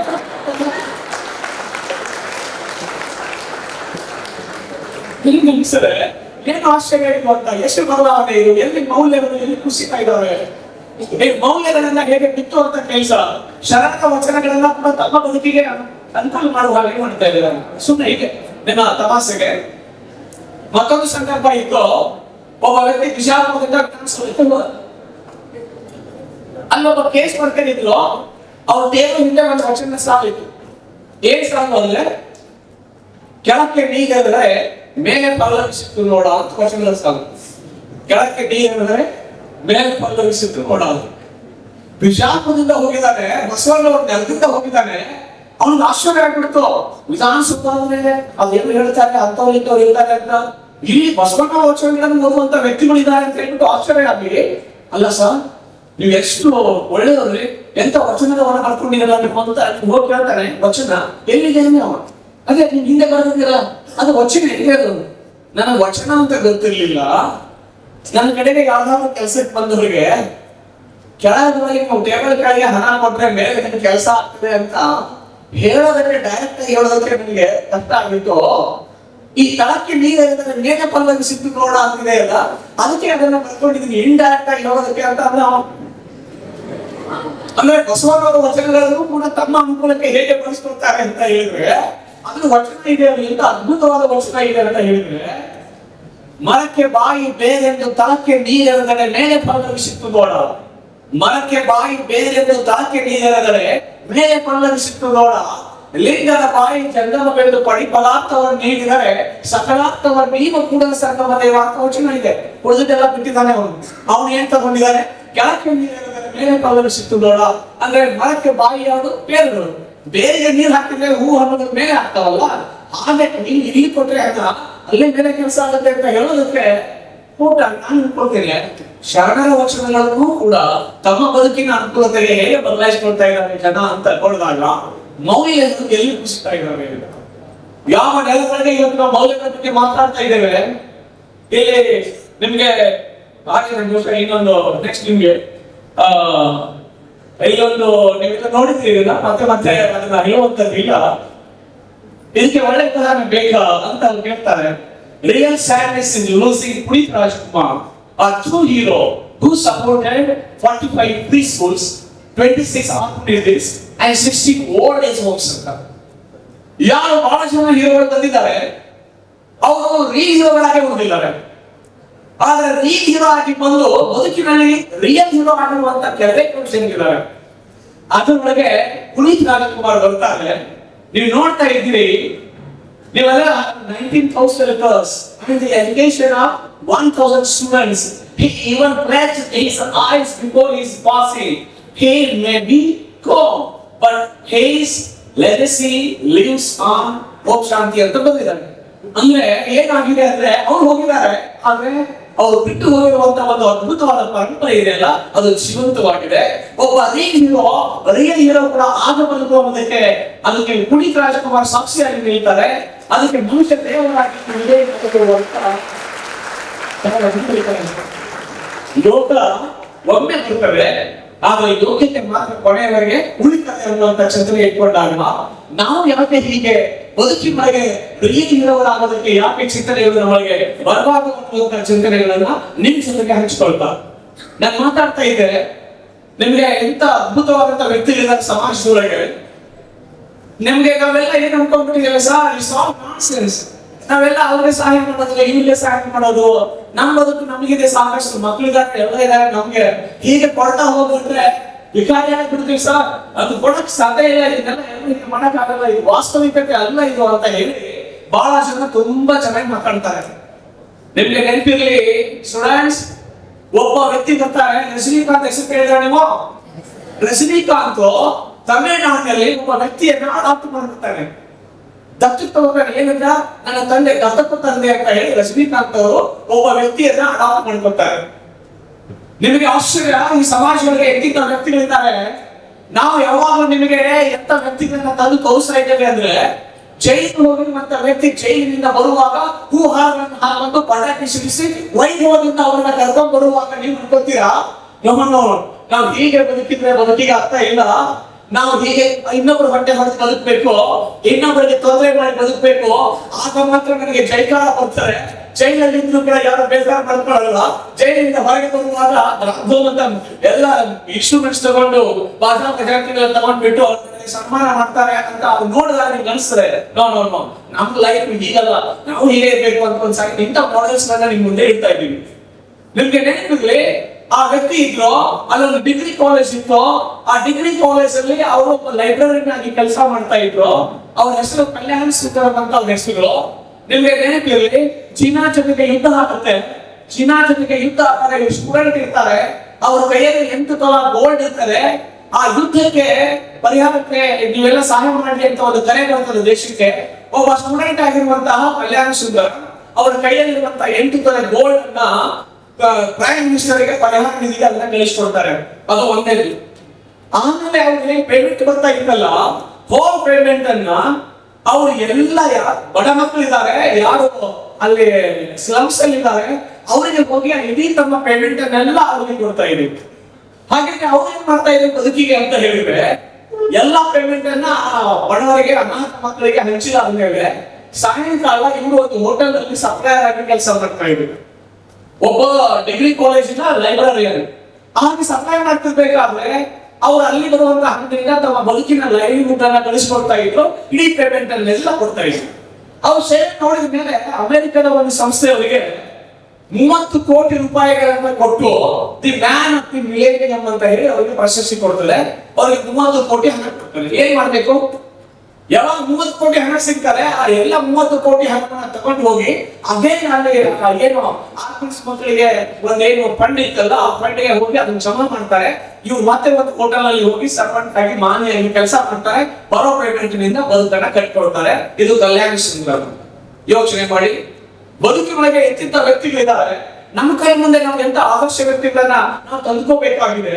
ನಮಗೆ ಹಾಳು ಮೂಳು ಸುಮ್ಮನೆ ಮೆರೆಯುವವರು ಬೇಕಾಗಿಲ್ಲ. ಎಂತ ಸಮಾಜಗಳಿಗೆ ಆದರ್ಶದ ಬದುಕನ್ನು ಬದುಕಿದಂತವರು, ಮೌಲ್ಯಗಳನ್ನ ಬದುಕಿದಂತ ವ್ಯಕ್ತಿಗಳು ನಮಗೆ ಆದರ್ಶ ಆಗೋದಾದ್ರೆ ನಮ್ಮ ಬದುಕಿಗೆ ಅರ್ಥ ಬರ್ತದೆ ಅನ್ನುವಂಥದ್ದನ್ನ ಇಟ್ಕೊಂಡು ಅದಕ್ಕೆ ಜನಪದ ಹಾಡ್ತಾರೆ. ಲೋಕದಲ್ಲಿ ಹುಟ್ಟಿದ ಬಳಿಕ, ಲೋಕದಲ್ಲಿ ಬಂದ ಬಳಿಕ ಹೇಗೆ ಬರಬೇಕು ನಮ್ಮನ್ನ ಕಳ್ಸಾಕ್ತದೆ ಅಂತ ಅವರು ಹೇಳ್ತಾರೆ. ಲೋಕದಲ್ಲಿ ಹುಟ್ಟಿ ಬಂದ ಬಳಿಕ ಜನ ಬಿಟ್ಟು ಹೋಗುವಾಗ ನನ್ನ ಕಳ್ಸಾಕ್ ಬರಬೇಕು ಅನ್ನುವಂತ ಮಾತುಗಳನ್ನ ಕವಿ ಅಲ್ಲಿ ತನ್ನ ಜನಪದ ಇರುವಾಗ ಮಾಡ್ತಾರೆ. ಮಂದಿ ಮಕ್ಕಳೊಳಗ ಚಂದಾಗಿ ಇರ್ಬೇಕ, ಮಂದಿ ಮಕ್ಕಳೊಳಗ ಚಂದಾಗಿ ಇರ್ಬೇಕ, ನಂದಿಯ ತೆಗೆದಿಂದ ಹೋಗಾಗ ಮಂದಿ ಬಾಯಾಗ ಇರಬೇಕ, ಮಂದಿ ಬಾಯಾಗ ಇರಬೇಕ. ಲೋಕದಲ್ಲಿ ಹುಟ್ಟಿ ಬಂದ ಮೇಲೆ ಹೆಂಗ ಬದುಕಬೇಕು ಅಂದ್ರೆ ಮಂದಿ ಮಕ್ಕಳ ಬಾಯೊಳಗೆ ನಮ್ಮ ಹೆಸರಿರ್ಬೇಕು ಹೊರತು ಹಲ್ಲೊಳಗೆ ಇರಬಾರದು ಅನ್ನುವಂಥದ್ದನ್ನು ನಿಮಗೆ ಹೇಳ್ತಾರೆ. ಹಾಗಿದ್ರೆ ಏನಾದ್ರೂ ಯಾಕೆ ಬದುಕಬೇಕು ಅಂತಂದ್ರೆ, ಇವು ಸ್ಟೂಡೆಂಟ್ಸ್ ತುಂಬಾ ಮೃದುವಾದ ಮಾತುಗಳು, ಪ್ರೀತಿಯಿಂದ ಮಾತಾಡಿಸುವ ಮಾತುಗಳು ಹಾಗೆ ಇರ್ಬೇಕು. ನೀವೇನ್ ಕೊಡ್ತೀರಾ ಅದು ನಿಮಗೆ ಸಿಗ್ತದೆ. ನೀವೆಲ್ಲ ಗೋಲ್ ಗುಮ್ಮಟದ ನೆಲದೊಳಗೆ ಇದ್ದಿದ್ದೀರಲ್ಲ, ಗೋಲ್ ಗುಮ್ಮಟದ ನೆಲದೊಳಗೆ ಇದ್ದೀರಿ, ಏನ್ ಕೊಡ್ತೀರಿ ಅದು ನಿಮ್ಗೆ ಸಿಗ್ತದೆ. ಒಂದ್ ಹುಡುಗ ಹೋದ ಹೇಳಕ್ ಶುರು ಮಾಡಿದ, ಏನು ಗೋಲ ಗೋಲ ಗೋಲ ಗೋಲ ಗುಮ್ಮಟ, ಮೇಲೆ ಹತ್ತಿ ಹೋಗಿ ನೋಡು ಎಂತ ಅದ್ಭುತ, ಗೋಲ ಗೋಲ ಗೋಲ ಗೋಲ ಗೋಲ ಗುಮ್ಮಟ, ಮೇಲೆ ಹತ್ತಿ ಹೋಗಿ ನಾನು ನೀ ಹುಚ್ಚ ಎಂದು ಕೂಗಿದೆ, ಹುಚ್ಚ ಹುಚ್ಚ ಹುಚ್ಚ ಹುಚ್ಚ ಹುಚ್ಚ ಎಂದಿತು, ಗೋಲ ಗೋಲ ಗೋಲ ಗೋಲ ಗುಮ್ಮಟ, ಮೇಲೆ ಹತ್ತಿ ಹೋಗಿ ನೋಡು ಎಂತ ಅದ್ಭುತ, ಗೋಲ ಗೋಲ ಗೋಲ ಗೋಲ ಗುಮ್ಮಟ, ಮೇಲೆ ಹತ್ತಿ ಹೋಗಿ ನಾನು ಹುಚ್ಚ ಎಂದು ಕೂಗಿದೆ, ಹುಚ್ಚ ಹುಚ್ಚ ಹುಚ್ಚ ಹುಚ್ಚ ಹುಚ್ಚ, ಗೋಲ ಗೋಲ ಗೋಲ ಗೋಲ ಗುಮ್ಮಟ, ಮೇಲೆ ಹತ್ತಿ ಹೋಗಿ ನೋಡು ಎಂತ ಅದ್ಭುತ, ಗೋಲ ಗೋಲ ಗೋಲ ಗುಮ್ಮಟ. ಜैसे ಗೋಲ್ ಗುಮ್ಮಟಕ್ಕೆ ಹೋಗ್ತೀರಾ, ಲೇ ಹುಚ್ಚ ಅಂತ ಕೂಗ್ಬಿಟ್ರೆ ಅದು 7 ಸಾರಿ ನೀನು 7 ಪಟ್ಟು ಹುಚ್ಚ ನಿನಗಿಂತ ಅಂತ ಹೇಳ್ತಾರೆ. ಲೇ ಹುಚ್ಚ ಲೇ ಹುಚ್ಚ ಲೇ ಹುಚ್ಚ ಅಂತ. You are 7 times ಹುಚ್ಚ ಟು ಮೀ ಅಂತ ಹೇಳ್ತಾರೆ. ಆಗ ಅಲ್ಲಿ ಹೋಗ್ಬಿಟ್ಟು ನೀನು ಅವರಿಗೆ ಹೋಗಿ ತುಂಬಾ ಜಾನ ಅಂತ ಕೂಗ್ಬಿಟ್ರೆ ನೀನು ಜಾನ ನೀನು ಜಾನ ನೀನು ಜಾನ ಅಂತ ಗೋಲ್ ಗುಮ್ಮಟ ಹೇಳ್ತದೆ. ನೀವು ಏನ್ ಕೊಡ್ತೀರಿ ಸಮಾಜಕ್ಕೆ ಅದು ನಿಮಗೆ ಸಿಗ್ತದೆ. ನೀವು ಯಾರು ನಿಮ್ ಫ್ರೆಂಡ್ಸ್ ಒಳಗೆ ಬಂದಿದ್ದೀರಾ, ನೀನೊಂದು ಗೂಬೆ ಅಂತಿದ್ರೆ ನೀನ್ ದೊಡ್ಡ ಗೂಬೆ, ನಿಮ್ ಮನೆಯವ್ರ ಅಪ್ಪ ಗೂಬೆ ಅಮ್ಮ ಗೂಬೆ ಅಂತ ಹೇಳ್ತಾರೆ. 7 times ಗೂಬೆ ನೀನು ಅಂತ ಹೇಳ್ತೇವೆ. ಅದೇ ಬಿಟ್ಬಿಟ್ಟು ನೀವು ಎಷ್ಟು ಒಳ್ಳೆಯದು ಅಂತ ಹೇಳ್ಬಿಟ್ರೆ ನಾನಲ್ಲ ನೀನು ಒಳ್ಳೆಯದು, ನೀನು ತುಂಬಾ ಒಳ್ಳೆಯದು ಅಂತ ಅವ್ರು ನಿನಗೆ ಹೇಳ್ತಾರೆ. ಅದಕ್ಕೆ ನೀವ್ ಏನ್ ಕೊಡ್ತೀರಾ ಅದು ನಿಮ್ಗೆ ಸಿಗ್ತದೆ. ಆ ದೇಶಕ್ಕೆ ನಿಮ್ಮ ಮಾತುಗಳೇ ನಿಮ್ಬೇಕು, ಮೃದುವಾಗಿರ್ಬೇಕು ಅನ್ನುವಂಥದ್ದನ್ನ ಈ ಸಂದರ್ಭದೊಳಗೆ ನಾನು ಹೇಳ್ತಾರೆ. ನಿಮ್ಗೆ ಆಮೇಲೆ ಬಹಳಷ್ಟು ಚಿಂತನೆಗಳು ಇಲ್ಲಿ ನಿಮ್ಗೆ ಇಲ್ಲಿದೆ ನೋಡಿ. ನೀವು ಏನು ಎಂದು ತಿಳಿಯಬೇಕಾದ್ರೆ ಸಹಾಯ ಮಾಡಿದ್ರು, ಒಬ್ಬರು ಏನೆಂದು ತಿಳಿಯಬೇಕಾದ್ರೆ ಸಹಾಯ ಕೇಳಿ ನೋಡುವಂತ ನಿಮ್ಗೆ ಗೊತ್ತಾಗ್ತದೆ. ವ್ಯಕ್ತಿ ಅಶೋಕ್ ಕಚ್ಲಿ ನೋಡೋದಕ್ಕೆ ತುಂಬಾ ಚೆನ್ನಾಗಿ ಮಾತಾಡ್ತಾ ಇದ್ದಾರೆ. ಇವು ಏನು ಅಂತ ನೀವು ಕಂಡುಹಿಡಿಬೇಕು ಅಂತ ಹೇಳಿದ್ರೆ ಒಂದ್ಸಾರಿ ಅಶೋಕ್ ಕಚ್ಲಿ ಬಂದು ನೀವು ಯಾರು ಸಹಾಯ ಕೇಳಬೇಕು. ಅದಕ್ಕೆ ಅಶೋಕ್ ಕಚ್ಲಿ ಹೇಗೆ ರೆಸ್ಪಾಂಡ್ ಮಾಡ್ತಾರೆ ಅದು ನಿಮ್ಗೆ ಗೊತ್ತಾಗ್ತದೆ. ಆ ಅಶೋಕ್ ಕಚ್ಲಿ ಸ್ಟೇಜ್ ಮೇಲೆ ಇರೋ ಅಶೋಕ್ ಕಚ್ಲಿ, ಸ್ಟೇಜ್ ಇಂದ ಕೆಳಗೆ ಬಂದ ಅಶೋಕ್ ಕಚ್ಲಿ ಇಬ್ರು ಒಂದೇ ಇದಾರ ಅಥವಾ ಬೇರೆ ಇದಾರ ಅಂತ ನಿಮಗೆ ಗೊತ್ತಾಗ್ತದೆ. ಆದ್ರೆ ನೀನು ಏನು ಅಂತ ತಿಳಿಬೇಕಾದ್ರೆ ಸಹಾಯ ಮಾಡಿದ್ರು, ಒಬ್ಬರಿಗೆ ಸಹಾಯ ಮಾಡಿ ನೋಡು, ಅವರು ನಿನಗೆ ಏನು ಶುಭ ಹಾರೈಸ್ತಾರೆ, ನಿನ್ನ ಬಗ್ಗೆ ಎಷ್ಟು ಪ್ರೀತಿಯ ಮಾತುಗಳನ್ನ ಹೇಳ್ತಾರೆ, ಅವಾಗ ನಿಮ್ಗೆ ಗೊತ್ತಾಗ್ತದೆ ನೀನು ಒಂದು ಸಹಾಯ ಮಾಡೋದ್ರಿಂದ ಜನ ಹೇಗೆ ನಿಮ್ಗೆ ಬೀಳ್ಕೊಳ್ತಾರೆ ಅಂತ ನಿಮ್ಗೆ ಗೊತ್ತಾಗ್ತದೆ. ಈ ಮಾತುಗಳನ್ನ ಅವ್ರು ಹೇಳ್ತಾರೆ. ಸಾಧ್ಯವಾದರೆ ಇನ್ನೊಬ್ಬರ ಬದುಕಲ್ಲಿ ಮೆಮೊರಿ ಆಗಿರಿ, ಮೆಮೊರಿ ಫುಲ್ ಆಗಬೇಡಿ. ಡಿಲೀಟ್ ಆಗೋದು ಗ್ಯಾರಂಟಿ. ಅದು ಮನಸ್ಸು ಆದ್ರೂ ಸರಿ, ಮೊಬೈಲ್ ಆದ್ರೂ ಸರಿ ಅಂತ ಎಲ್ಲಾ ಕಡೆಗೂ ಅನ್ವಾಂಟೆಡ್ ಥಿಂಗ್ಸ್ ಗಳೆಲ್ಲ ಬಂದಿದ್ದಾವೆ. ಮೆಮೊರಿ ಫುಲ್ ಆಗೋದು ಬೇಡ. ಮೆಮೊರಿ ಒಳಗೆ ಉಳಿಬೇಕು, ಸದಾ ಅಲ್ಲೇ ಉಳಿಬೇಕು. ಹಾಗೆ ಬದುಕಬೇಕು ಅನ್ನೋದಾದ್ರೆ ಇನ್ನೊಬ್ಬರ ಬದುಕಿನಲ್ಲಿ ಒಂದಿಷ್ಟು ಸಹಾಯವನ್ನು ಮಾಡಿದ್ರೆ ನಾವು ಬದುಕ್ತೇವೆ ಅನ್ನುವಂತ ವಿಚಾರಗಳನ್ನ ಇಲ್ಲಿ ಅವರು ಹೇಳ್ತಾರೆ. ನೆಕ್ಸ್ಟ್ ನಿಮಗೆ ಪ್ರಾಮಾಣಿಕತೆ ತುಂಬಾ ದುಬಾರಿಯಾದ ಕಾರಣಕ್ಕೆ ಚಿಲ್ಲರೆ ವ್ಯಕ್ತಿತ್ವದ ಜನರಿಂದ ಅದನ್ನ ನಿರೀಕ್ಷೆ ಮಾಡೋದಕ್ಕೆ ಆಗೋದಿಲ್ಲ. ನಾವು ಯಾರು ಎನ್ನುವುದನ್ನು ನಾವೇ ಪ್ರಶ್ನೆ ಮಾಡಿಕೊಳ್ಳೋಣ. ಏನಂತೀರಾ ಅಂತ ಹೇಳಿ ಒಂದು ನಿಮ್ಗೆ ಒಂದು ಬಂದಿದೆ ಸ್ಕ್ರೀನ್ ಮೇಲೆ. ಎಸ್, ಏನು ಪ್ರಾಮಾಣಿಕತೆ ಅಂದ್ರೆ ನಾವೆಲ್ಲ ಹೇಳ್ತಿದ್ದೇವೆ, ಗಾಂಧೀಜಿ ಬಗ್ಗೆ ಪ್ರಾಮಾಣಿಕತೆ ಬಗ್ಗೆ ನಾವೆಲ್ಲ ಮಾತಾಡ್ತೇವೆ, ಶಾಸ್ತ್ರೀಯ ಪ್ರಾಮಾಣಿಕತೆ ಬಗ್ಗೆ ಮಾತಾಡ್ತೇವೆ. ಬಹಳ ಒಂದು ಇಂಟ್ರೆಸ್ಟಿಂಗ್ ನಿಮ್ ಜೊತೆ ನಾನು ಹಂಚ್ಕೊಳ್ತೇನೆ ಸ್ಟೂಡೆಂಟ್ಸ್. ಈ ದೇಶದೊಳಗೆ ಅಲ್ಲಿ ಕೋಟಿ ಕೋಟಿ ಹಣ ಗಳಿಸುವಂತ ರಾಜಕಾರಣಿಗಳು ಮಾತ್ರ ಇಲ್ಲ. ನಾವ್ ಏನ್ ಅನ್ಕೊಂಡ್ಬಿಟ್ಟಿದ್ದೇವೆ, ರಾಜಕಾರಣ ಅಂದ್ರೆ ಹಣ ಗಳಿಸೋಕೆ ಇರುವಂತ ಒಂದು ಮೀಡಿಯಾ ಅನ್ನೋ ಸಾಧನ ಅಂತ ತಿಳ್ಕೊಂಡ್ಬಿಟ್ಟಿದ್ದೀವಿ.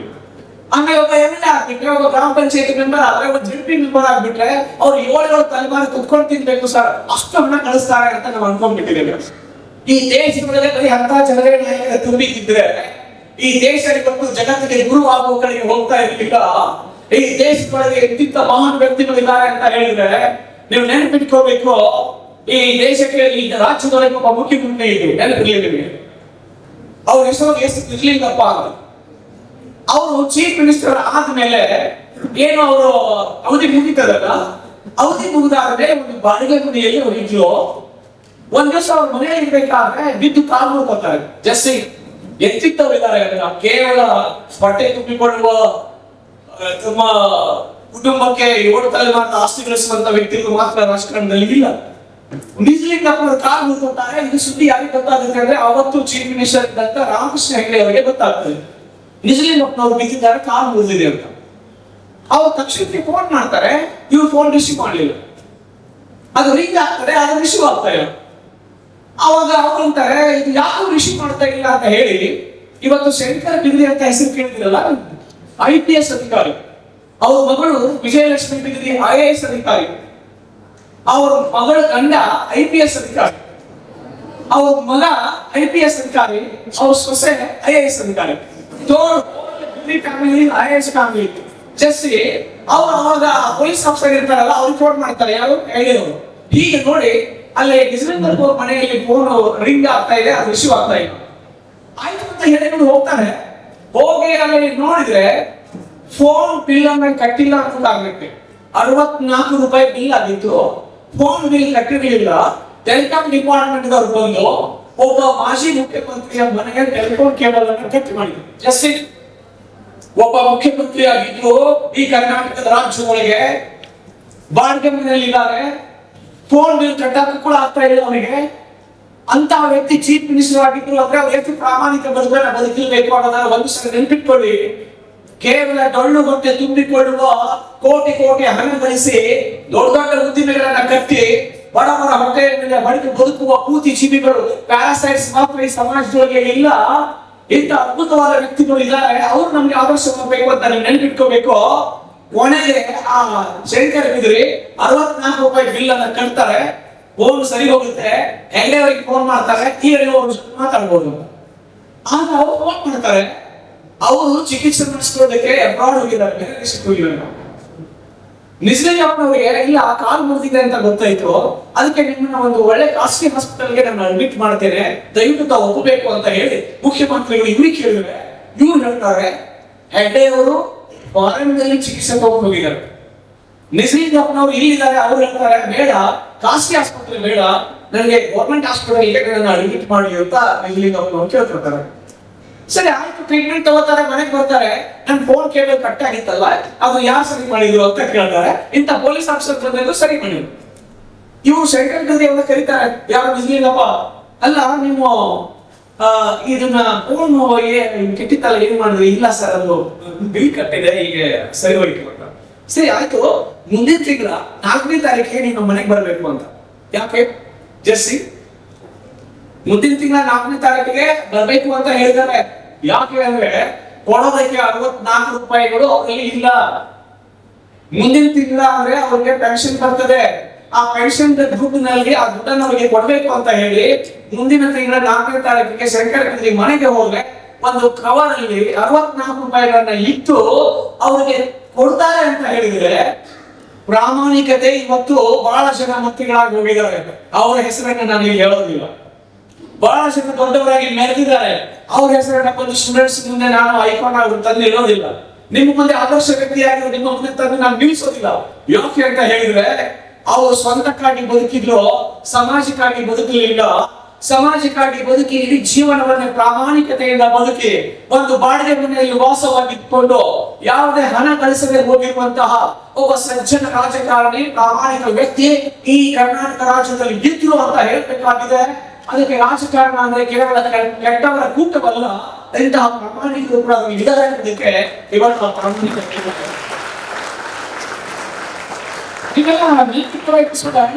ಇಂಥವೆಲ್ಲ ಆದರ್ಶಗಳು ನಮ್ಗೆ ಆಗ್ಬೇಕು. ಎಕ್ಸಾಮ್ ಹೇಳ್ತಿದ ಅವ್ರೇನೋ ಬುದ್ಧಿ ಕಡಿಮೆ, ಅವರಿಗೆ ಮುಖ್ಯಮಂತ್ರಿ ಆಗಿದ್ರು, ಏನೆಲ್ಲ ಹಣ ಗಳಿಸಿಕೊಂಡು ಹೋಗ್ಬೇಕಾಗಿತ್ತು. ಅವ್ರ ಮಕ್ಕಳು ಕೂಡ ಬೈತಾ ಇದ್ದಾರೆ, ಅವರಿಗೆ ಅಪ್ಪ ಏನು ಗಳಿಸಲಿಲ್ಲ, ಒಂದ್ ಮನೆ ಕೂಡ ಕಟ್ಟಿಸ್ಲಿಲ್ಲ, ಅಪ್ಪನಿಗೆ ಮಕ್ಕಳಿಗೆ ಒಳ್ಳೆ ತಂದೆನೇ ಆಗ್ಲಿಲ್ಲ, ಎಂತವ್ರು ಸರ್ ಅವರು ಅಂತ ಜನ ಮಾತಾಡ್ತಾರೆ. ಆದ್ರೆ ಬಹಳ ಜನ ಬೆಳೆ ಕಟ್ಟಿಸ್ತಾರೆ, ಹೆಸರನ್ನ ನಾನು ಹೇಳೋದಿಲ್ಲ, ಆದ್ರೆ ಇಲ್ಲಿ ನಮ್ಮ ಸರಿ ಹೇಳ್ತೇನೆ. ನಿಮ್ಗೆ ಗೊತ್ತಲ್ಲ ಸ್ಟೂಡೆಂಟ್ಸ್? ಓಕೆ, ಈ ಪ್ರಾಮಾಣಿಕತೆ ಅನ್ನೋದು ಒಂದು ಮಹಾ ಮೌಲ್ಯ. ಈ ಮೌಲ್ಯ ನಿಮ್ಮ ಬದುಕಿನೊಳಗೆ ಬಂದ್ರೆ ನಿಮ್ಮ ಬದುಕಿಗೆ ಬಣ್ಣ ಬರ್ತದೆ, ನಿಮ್ಮ ವ್ಯಕ್ತಿತ್ವಕ್ಕೆ ಬಣ್ಣ ಬರ್ತದೆ. ಅಂತದ್ದೇ ಘಟನೆ ಇನ್ನೊಂದು ನಿಮ್ ಜೊತೆ ನಾನು ಹಂಚ್ಕೊಳ್ತೇನೆ. ಒಂದ್ಸಾರಿ ಲಾಲ್ ಬಹದ್ದೂರ್ ಶಾಸ್ತ್ರಿ ಹೆಸರು ಕೇಳಿದಿರಾ? ಎಸ್, ಅವರು ಪ್ರೈಮ್ ಮಿನಿಸ್ಟರ್ ಆಗೋಕ್ಕಿಂತ ಮೊದಲು ಏನಾಗಿದ್ರು? ಗೃಹ ಮಂತ್ರಿಗಳಾಗಿದ್ರು. ಗೃಹ ಮಂತ್ರಿಗಳಾಗಿದ್ರಂತೆ ಮನೆಗೆ ಬಂದು ಅವ್ರ ಹೆಂಡತಿ ಲಲಿತಾ ಶಾಸ್ತ್ರಿ ಅವ್ರ ಮುಂದೆ ಹೇಳ್ತಾರೆ, ನಾವು I am home minister of India. ಅವಾಗ she just smiled at him and said, Home Minister of India, he himself has no home. ಗೃಹ ಮಂತ್ರಿಗಳು ನನ್ನ ಮನೆಯವರು ಅಂತ. ಜಸ್ಟ್ ಈ ದೇಶದ ಒಬ್ಬ ಹೋಮ್ ಮಿನಿಸ್ಟರ್ ಆಗಿದ್ದಂತ ಲಾಲ್ ಬಹದ್ದೂರ್ ಶಾಸ್ತ್ರಿಗೆ ಅವ್ರಿಗೆ ಮನೆಯೇ ಇಲ್ಲ, ಸ್ವಂತ ಮನೆ. ಯೋಚನೆ ಮಾಡಿ. ಆಮೇಲೆ ಒಂದ್ಸಾರಿ ಅವರು ಈ ಸತ್ತು ಹೋಗ್ತಾರೆ. ಸತ್ತು ಹೋದಾಗ ಪೇಪರ್ ನಲ್ಲಿ ಒಂದು ಸ್ಟೇಟ್ಮೆಂಟ್ ಬರ್ತದೆ. ಏನ್ ಬರ್ತದೆ ಗೊತ್ತಾ ನಿಮಗೆ? ಜಸ್ಸೆ ಲಾಲ್ ಬಹದ್ದೂರ್ ಶಾಸ್ತ್ರೀಜಿ ಅಂತ ಹೆಸರನ್ನ ಹೇಳ್ತಾ ಇದ್ದೀನಿ. ಸೋಮವಾರಕ್ಕೊಮ್ಮೆ ಉಪವಾಸ ಮಾಡ್ತಾ ಇದ್ದೀವಿ ನಾವು. ಬಹಳ ಜನ ಸೋಮವಾರ ಉಪವಾಸ ಮಾಡ್ತಾ ಇದ್ದಾರೆ. ಯಾಕೆ ಸೋಮವಾರ ಉಪವಾಸ ಮಾಡ್ತಾರೆ ಅಂತ ಹೇಳಿದ್ರೆ, ಚೀನಾ ದೇಶದ ಜೊತೆಗೆ ಯುದ್ಧ ನಡೆದಾಗ ನಮ್ಮ ದೇಶಕ್ಕೆ ಒಂದಿಷ್ಟು ಸಂಕಷ್ಟ ಬಂದಿತ್ತು, ಊಟಕ್ಕೂ ಕೂಡ ಸುಮಾರು ಸಮಸ್ಯೆ ಆಗಿತ್ತು. ಆ ಸಂದರ್ಭದಲ್ಲಿ ಲಾಲ್ ಬಹದ್ದೂರ್ ಶಾಸ್ತ್ರಿ ಇಡೀ ದೇಶಕ್ಕೆ ಒಂದು ಕರೆ ಕೊಡ್ತಾರೆ. ಒಂದು ಹೊತ್ತು ನೀವು ಊಟವನ್ನ ಬಿಡಿ, ಉಪವಾಸ ಮಾಡಿ ಅಂತ ಕರೆ ಕೊಡ್ತಾರೆ. ಆವತ್ತು ಕೊಟ್ಟಿರುವಂತ ಕರೆ ಇವತ್ತಿಗೂ ಕೂಡ ಬಹಳ ಜನ ಸೋಮವಾರ ಉಪವಾಸ ಮಾಡ್ತಾ ಇದ್ದಾರೆ ಅಂತ ಕೇಳಿದ್ರೆ, ಅದು ನೀವು ಒಂದು ಹೊತ್ತು ಉಪವಾಸವಿದ್ರೆ ನೀವು ಉಳಿದಿರುವಂತ ಏನು ಅನ್ನ ಇದೆಯಲ್ಲ ಅದು ಇನ್ನೊಬ್ಬರ ಹೊಟ್ಟೆಗೆ ತುಂಬಿಸಿ ಶಾಸ್ತ್ರೀಜಿ ಹೇಳಿದ್ರು. ಅವರು ಒಂದ್ ದಿವಸ ಅದನ್ನು ಕುತ್ಕೊಂಡಿದ್ದಾರೆ. ಅವರ ಪೇಪರ್ ನಲ್ಲಿ ಸ್ಟೇಟ್ಮೆಂಟ್ ಬರ್ತದೆ, ಕಾರಿನ ಸಾಲವನ್ನು ತೀರಿಸದೆ ಹೋದ ಪ್ರಧಾನಿ ಅಂತ ಬರ್ತದೆ. ಜಸ್ಟ್ ಒಬ್ಬ ಪ್ರೈಮ್ ಮಿನಿಸ್ಟರ್ ಸಾಲ ಮಾಡಿ ಕಾಲ ತಗೊಂಡಿದ್ರು, ಸಾಯತನೂ ಸಾಲ ತೀರ್ಸಕ್ಕೆ ಆಗ್ಲಿಲ್ಲ, ಹಾಗೆ ಸತ್ತು ಹೋದ್ರು ಅಂತ ಪೇಪರ್ ಸ್ಟೇಟ್ಮೆಂಟ್ ಮಾಡ್ತಾರೆ. ಕಾರಿನ ಸಾಲವನ್ನು ತೀರಿಸದೆ ಹೋದ ಪ್ರಧಾನಿ ಅಂತ ಹೇಳಿ ನೆನ್ಪಿಟ್ಕೊಳ್ಳಿ. ಇವತ್ತು ನಾನು ಅವ್ರ ಹೆಸರು ಹೇಳ್ತಾ ಇದ್ದೇನೆ.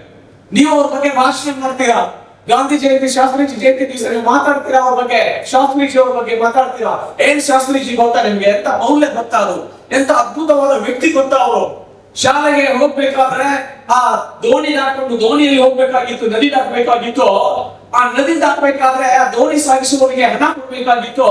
ಹಣ ಕೊಡೋದಕ್ಕೆ ಸಾಧ್ಯ ಇಲ್ಲ ಅಂತ ಹೇಳಿ ತನ್ನ ಬ್ಯಾಗ್ ಅನ್ನ ಫ್ರೆಂಡ್ಸ್ ಕೈಯೊಳಗೆ ಕೊಟ್ಟು ನದಿಯಲ್ಲಿ ಬಿದ್ದು ಈಜಾಡ್ಕೊಂಡು ಆ ತಂಡೆಗೆ ಹೋಗಿ ಶಾಲೆ ಕಲಿತ ಒಬ್ಬ ಸಾಮಾನ್ಯ ಕುಟುಂಬದಂತ ವ್ಯಕ್ತಿ ಈ ದೇಶದ ಪ್ರಧಾನಮಂತ್ರಿ ಆಗ್ತಾರೆ. ಪ್ರಧಾನಮಂತ್ರಿ ಆಗಿರುವಾಗ ಪಾಕಿಸ್ತಾನ ಭಾರತದ ಮೇಲೆ ಯುದ್ಧ ಘೋಷಣೆ ಮಾಡ್ತಾರೆ. ಜಸ್ಟ್ ಎಂತ ವ್ಯಕ್ತಿ ಅದು. ಅವ್ರ ವ್ಯಕ್ತಿ ಅವ್ರ ನೈತಿ ಏನು ಇಷ್ಟ, ಆದ್ರೆ ಒಳಗಿನ ಆತ್ಮವಿಶ್ವಾಸ ಇತ್ತಲ್ಲ ಬೆಟ್ಟದಷ್ಟು, ಪುಟ್ಟದಾದ ಹೃದಯದಲ್ಲಿ ಬೆಟ್ಟದಷ್ಟು ಆತ್ಮವಿಶ್ವಾಸ. ಅವ್ರು ಊಟ ಮಾಡ್ತಿದ್ದಾರೆ, ಸಂದೇಶ ಬರ್ತದೆ ಪಾಕಿಸ್ತಾನ ಯುದ್ಧ ಘೋಷಣೆ ಮಾಡಿದೆ ಅಂತ. ಏನ್ ಮಾಡ್ತಾರೆ ಗೊತ್ತಾ? ಪ್ರೈಮ್ ಮಿನಿಸ್ಟರ್ ಬಾಯಿ ಒಳಗೆ ತುತ್ತು ಇಡ್ಬೇಕು, ಆ ತುತ್ತನ್ನ ಹಾಗೆ ಇಡ್ತಾರೆ. ಹೋಗಿ ಕ್ಯಾಬಿನೆಟ್ ಮೀಟಿಂಗ್ ಕರೀತಾರೆ. ಯುದ್ಧ ಘೋಷಣೆ ಮಾಡಿದೆ ಪಾಕಿಸ್ತಾನ, ಏನ್ ಮಾಡ್ಬೇಕು ಅಂತ ಕೇಳ್ತಾರೆ. ಎಲ್ಲರೂ ಸಲಹೆ ಮಾಡ್ತಾರೆ, ಬೇಡ ಯುದ್ಧ ಮಾಡೋದು ಬೇಡ. 1962 ಚೀನಾ ಯುದ್ಧದಲ್ಲಿ ನಮಗೆ ಸ್ವಲ್ಪ ಹಿನ್ನಡೆ ಆಗಿದೆ. ನಮ್ಮ ಸೈನಿಕರ ಆತ್ಮವಿಶ್ವಾಸ ಕುಗ್ಗಿ ಹೋಗಿದೆ, ನಮಗೆ ಶಸ್ತ್ರಾಸ್ತ್ರಗಳು ಇಲ್ಲ. ಈ ಸಂದರ್ಭದಲ್ಲಿ ನಾವೇನಾದ್ರೂ ಪಾಕಿಸ್ತಾನ ಜೊತೆಗೆ ಯುದ್ಧ ಮಾಡಿದ್ರೆ ಸೋತು ಹೋಗ್ತೇವೆ, ಅದಕ್ಕೆ ಬೇಡ ರಾಶಿ ಮಾಡ್ಕೊಳ್ಳೋಣ ಅಂತ ಸಲಹೆ ಮಾಡ್ತಾರೆ. ಎಲ್ಲ ಕೇಳ್ಕೊಂಡು ಈ ವ್ಯಕ್ತಿ ಪುಟ್ಟದಾದ ಶಾಸ್ತ್ರೀಜಿ ಹೊರಗೆ ಬರ್ತಾರೆ. ಪತ್ರಕರ್ತರು ಕೇಳ್ತಾರೆ, ಏನು ನಿರ್ಧಾರ ತೆಗೆದುಕೊಂಡಿದ್ದೀನಿ ಅಂತ ಕೇಳಿದ್ರೆ ಶಾಸ್ತ್ರೀಜಿ ಹೇಳ್ತಾರೆ, ಪಾಕಿಸ್ತಾನದ ಯುದ್ಧ ಪಂಥ ಆಹ್ವಾನವನ್ನು ನಾವು ಸ್ವೀಕರಿಸಿದ್ದೇವೆ. ಇನ್ನರ್ಥ ಗಂಟೆಯಲ್ಲಿ ಭಾರತದ ಯುದ್ಧ ವಿಮಾನಗಳು ನವದೆತ್ತರಕ್ಕೆ ಚಿಮ್ಮಲಿವೆ ಅಂತ ಹೇಳಿ ಯುದ್ಧ ಆರಂಭವಾದ ಅರ್ಧ ಗಂಟೆಯಲ್ಲೇ ಯುದ್ಧ ಭೂಮಿಗೆ ಹೋಗಿ ಸೈನಿಕರನ್ನ ಹುರಿದುಂಬಿಸಿ ಪಾಕಿಸ್ತಾನವನ್ನು ಸೋಲಿಸಿ ಮತ್ತೊಮ್ಮೆ ಭಾರತದ ದಿಗ್ವಿಜಯವನ್ನ ನೆಲೆಸಿದಂತಹ ಪ್ರಧಾನಮಂತ್ರಿ ಲಾಲ್ ಬಹದ್ದೂರ್ ಶಾಸ್ತ್ರಿ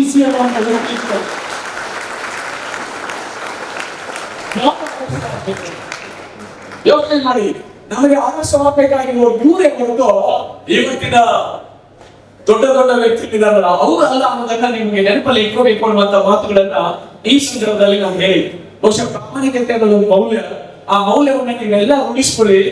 ಯಾಕೆ ರೂಢಿಸ್ಕೋಬೇಕು ಅಂದ್ರೆ ಗೊತ್ತಿಲ್ಲ ನಮ್ಗೆ ಪ್ರಾಮಾಣಿಕ ಹಣ ಸಿಗ್ಲಿಲ್ಲ ಅಂದ್ರೆ ಪ್ರಾಮಾಣಿಕ ಸರ್. ಐ ಆಮ್ ಟೀಚರ್, ನಾನು ತುಂಬಾ ಸ್ವಚ್ಛ ಇದ್ದೀನಿ, ಪ್ರಾಮಾಣಿಕ ಆಗಿದ್ದೀನಿ. ಯಾಕೆ ಹೇಳಿದ್ರೆ ನನಗೆ ಹಣ ಸಿಗಲ್ಲ, ಸಿಗೋದಿಲ್ಲ ಅನ್ನೋ ಕಾರಣಕ್ಕೆ ಪ್ರಾಮಾಣಿಕ ಆಗಿದ್ದೀನಿ.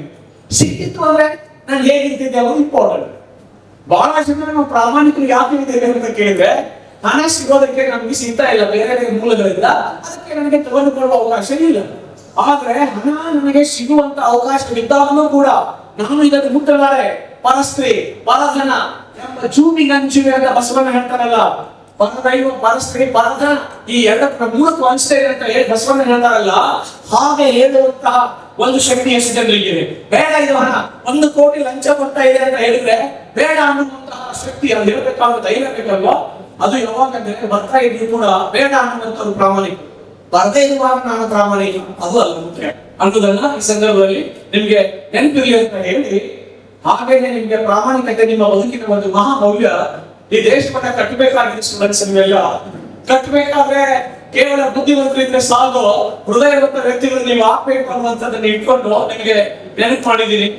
ದೇಶವನ್ನ ಕಟ್ಟಬೇಕಾಗಿರೋದು ಸ್ಟೀಲ್, ಸಿಮೆಂಟ್, ಕಟ್ಟಿಗೆ, ದಾರದಿಂದ ಅಲ್ಲ ಅಂತ ಮಾನವೀಯ ಮೌಲ್ಯವನ್ನು ಹೊಂದಿರುವ ವ್ಯಕ್ತಿಗಳಿಂದ ಅಂತ ನಾನು ಹಿಂದೆ ನಿಮ್ಗೆ ಹೇಳಿದೆ ಅಂತ ಅನಿಸ್ತದೆ.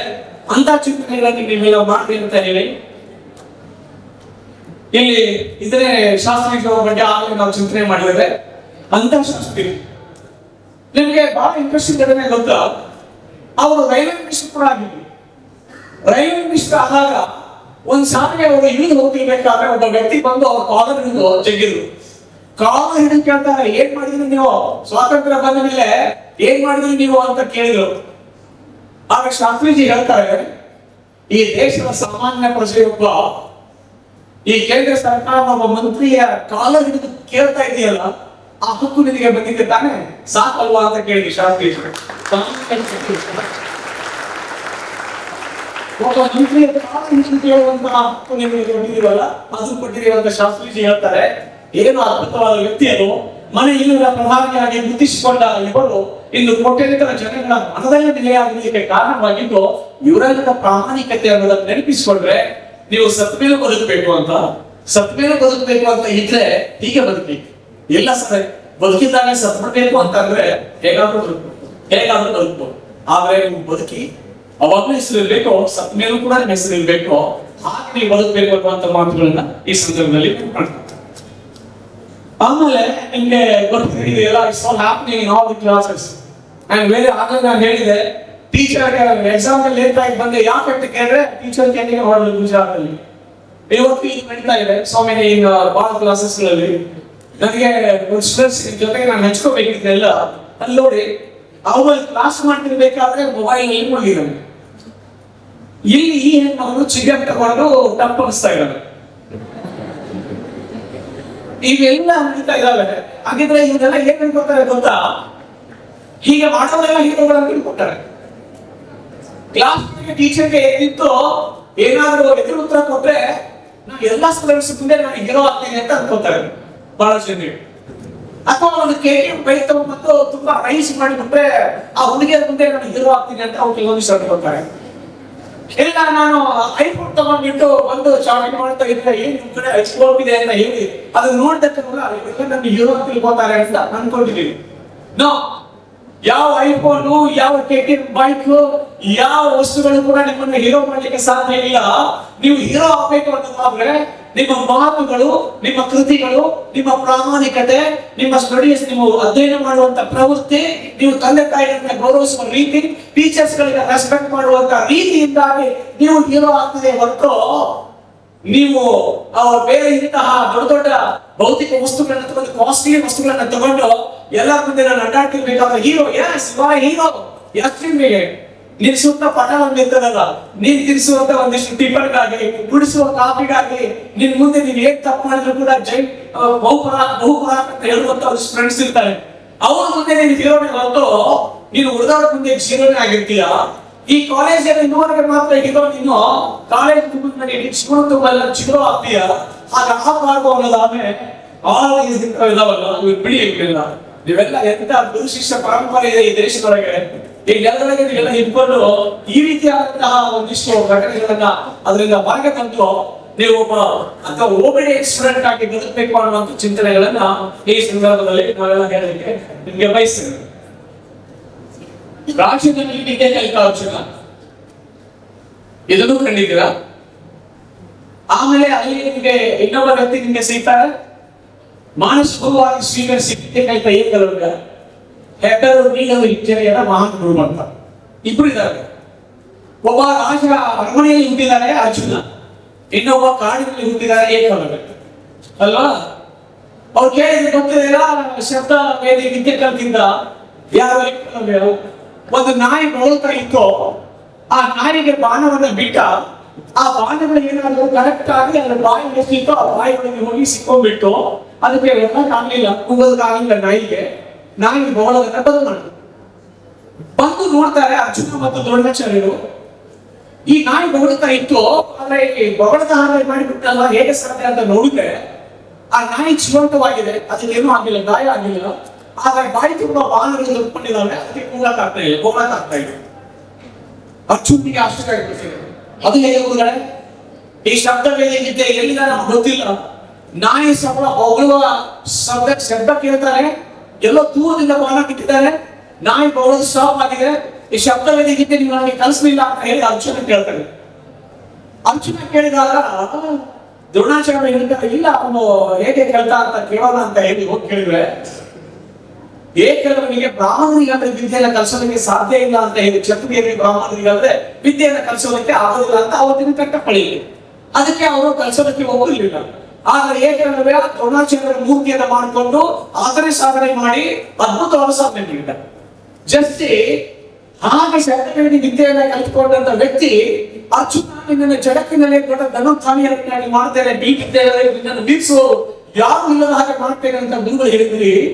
ಆದ್ರೆ ಈ ವ್ಯಕ್ತಿ ನನ್ನನ್ನು ಮೀರಿಸ್ತಾ ಇದ್ದಾನೆ ಅಂತ ಅಲ್ಲಿ ಅರ್ಜುನ ಹೇಳಿದ್ರೆ ಒಂದಿಷ್ಟು ಗುರುದಕ್ಷಿಣೆ ಅಂತ ಕೇಳ್ತಾರೆ. ಅದು ನನಗೆ ಇವತ್ತು ನಾನು ಒಪ್ಪೋದಿಲ್ಲ ಅವನ್ನ. ಆದ್ರೆ ಗುರುದಕ್ಷಿಣೆ ಅಂತ ನನಗೆ ಬೇಕಾಗಿದ್ದು ಏನು ಅಂದ್ರೆ, ಒಬ್ಬ ಏಕಲವ್ಯ ಒಬ್ಬ ಕಾಡಿನಲ್ಲಿ ಬೆಳೆದಂತ ಒಬ್ಬ ಹುಡುಗ ಏನು ಆ ಗುರುಗಳಿಗೆ ಅವ್ರಿಗೆ ನೇರವಾಗಿ ಅವರಿಗೆ ಕಲಿಸಲೇ ಇಲ್ಲ. ಆದ್ರೆ ಗುರುಗಳು ಒಂದು ಗುರುಕಾಣಿಕೆ ಕೇಳಿದ್ರೆ ಹೆಬ್ಬೆಳನ್ನ ಕೊಡು ಅಂತ ಕೇಳಿದ್ರೆ ಹೆಬ್ಬೆಳನ್ನ ಯಾವ ಯೋಚನೆ ಇಲ್ಲದಾಗಿ ಆತ ಹೆಬ್ಬೆಳನ್ನ ಕತ್ತರಿಸಿ ಕೊಡ್ತಾನೆ. ಒಬ್ಬ ಕಾಡಿನಲ್ಲಿ ಹುಟ್ಟಿದಂತ ಸ್ಟೂಡೆಂಟ್, ಒಬ್ಬ ಅರಮನೆಯಲ್ಲಿ ಇದ್ದಂತ ಸ್ಟೂಡೆಂಟ್, ಅರಮನೆಯಲ್ಲಿ ಇದ್ದಂತ ಸ್ಟೂಡೆಂಟ್ ಹೇಳ್ತಾನೆ ಅವನು ಬೆರಳನ್ನ ಕತ್ತರಿಸ್ಕೋಬೇಕು ಅಂತ. ಆದ್ರೆ ಕಾಡಿನಲ್ಲಿ ಇರುವಂತ ಸ್ಟೂಡೆಂಟ್ ಹೇಳ್ತಾನೆ ಗುರುವಿಗಾಗಿ ನಮ್ಗೆ ಏನ್ ಬೇಕಾದ್ರೂ ಕೊಡೋದಕ್ಕೆ ಸಿದ್ಧ ಅಂತ ಹೇಳಿ. ಗುರುವನ್ನ ಗೌರವಿಸುವುದನ್ನ ಅಷ್ಟೇ ನೆನಪಿಟ್ಕೋಬೇಕೆ ಹೊರತು ಅದರ ಮುಂದಿನ ಬೇರೆ ಬೇರೆ ವಿಚಾರಗಳನ್ನು ನಮ್ಗೆ ಬೇಕಾಗಿಲ್ಲ. ಒಬ್ಬ ಗುರು ಒಂದು ಕೇಳಿದಾಗ ಶಿಷ್ಯ ಯೋಚನೆ ಮಾಡಿ ಕಳಿಸಿದ್ರೆ ಇದಕ್ಕೆ ಗುರು ಭಕ್ತಿ ಇರ್ತಾರೆ. ಟೀಚರ್ಸ್ ಬಗ್ಗೆ ನಿಮಗೆ ಈ ಪ್ರೀತಿ ಇಲ್ಲದೆ ಹೋದ್ರೆ ಯಾರಿಗೆ ಗುರು ಪ್ರೀತಿ ಮಾಡಕ್ ಸಾಧ್ಯ? ಜಸ್ಟ್ ಸ್ಟೂಡೆಂಟ್ಸ್, ನಿಮಗೆ ಎಲ್ಲ ಟೀಚರ್ಸ್ ಎಲ್ಲ ಇದ್ದಾರೆ, ನಿಮ್ಮ ಬದುಕಿನಲ್ಲಿ ನಿಮ್ಗೆ ಅದ್ಭುತವಾದಂತಹ ವಿಚಾರಗಳನ್ನ ಕಲಿಸಿಕೊಟ್ಟಿದ್ದಾರೆ, ನಿಮಗೆ ಹೇಗೆ ಬದುಕಬೇಕು ಅಂತ ಕಲಿಸಿದ್ದಾರೆ. ಆದ್ರೆ ಆ ಗುರುಗಳನ್ನ ನೆನಪಿಸಿಕೊಳ್ಳದೆ ಹೋದ್ರೆ ನೀವು ಕೃತಜ್ಞರಾಗ್ತೀರಾ. ಆದ್ರೆ ಹಾಗಾಗಬಾರ್ದು ಅನ್ನೋದಕ್ಕೆ ಈ ಮೌಲ್ಯಗಳು ಬೇಕು. ಅಂದ್ರೆ ಗುರು ಭಕ್ತಿ ಕೂಡ ಒಂದು ಮೌಲ್ಯವಾಗಿ ಬರ್ತದೆ. ಆ ದೃಷ್ಟಿಯೊಳಗೆ ನೀವೆಲ್ಲ ಈ ಒಂದು ಘಟನೆಯನ್ನು ಉದಾಹರಣೆಗೆ ತಗೋಬಹುದು ಅಂತ ಹೇಳಿ ಇನ್ನೊಂದು ಉದಾಹರಣೆ ನಿಮ್ಗೆ ಹೇಳ್ತೇನೆ ನಾನು. ನಿಮ್ಗೆ name of doctor Abu Salman. ಈ ದೇಶಕ್ಕೆ ಸ್ವಾತಂತ್ರ್ಯ ಸಿಕ್ಕಿರಲಿಲ್ಲ ಸರ್.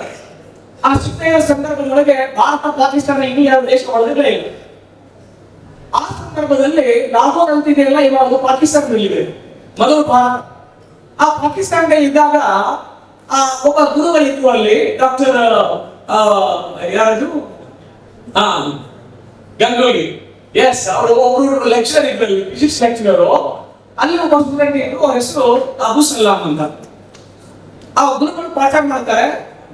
ಆ ಪಾಠ ಆದ್ಮೇಲೆ ಮುಂದೆ ಅವರು ಬೇರೆ ಕಡೆಗೆ ಹೋಗ್ತಾರೆ. ದೇಶ ವಿಭಜನೆ ಆಗ್ತದೆ, ಭಾರತ ಪಾಕಿಸ್ತಾನ ಎರಡಾಗ್ತವೆ. ಆಗ ಈ ಅನಿರುದ್ಧ ಗಂಗೂಲಿ ಏನಾಗ್ತಾರೆ ಬಂದು ವೆಸ್ಟ್ ಬೆಂಗಾಲ್ಗೆ ಬರ್ತಾರೆ. ಆದ್ರೆ ಅಲ್ಲಿರುವಂತ ಅಬು ಸಲಾಂ ಏನ್ ಮಾಡ್ತಾರೆ, ಪಾಕಿಸ್ತಾನಕ್ಕೆ ಸೇರ್ತಾರೆ, ಮುಂದೆ ಅಮೆರಿಕಾಗೆ ಹೋಗ್ತಾರೆ.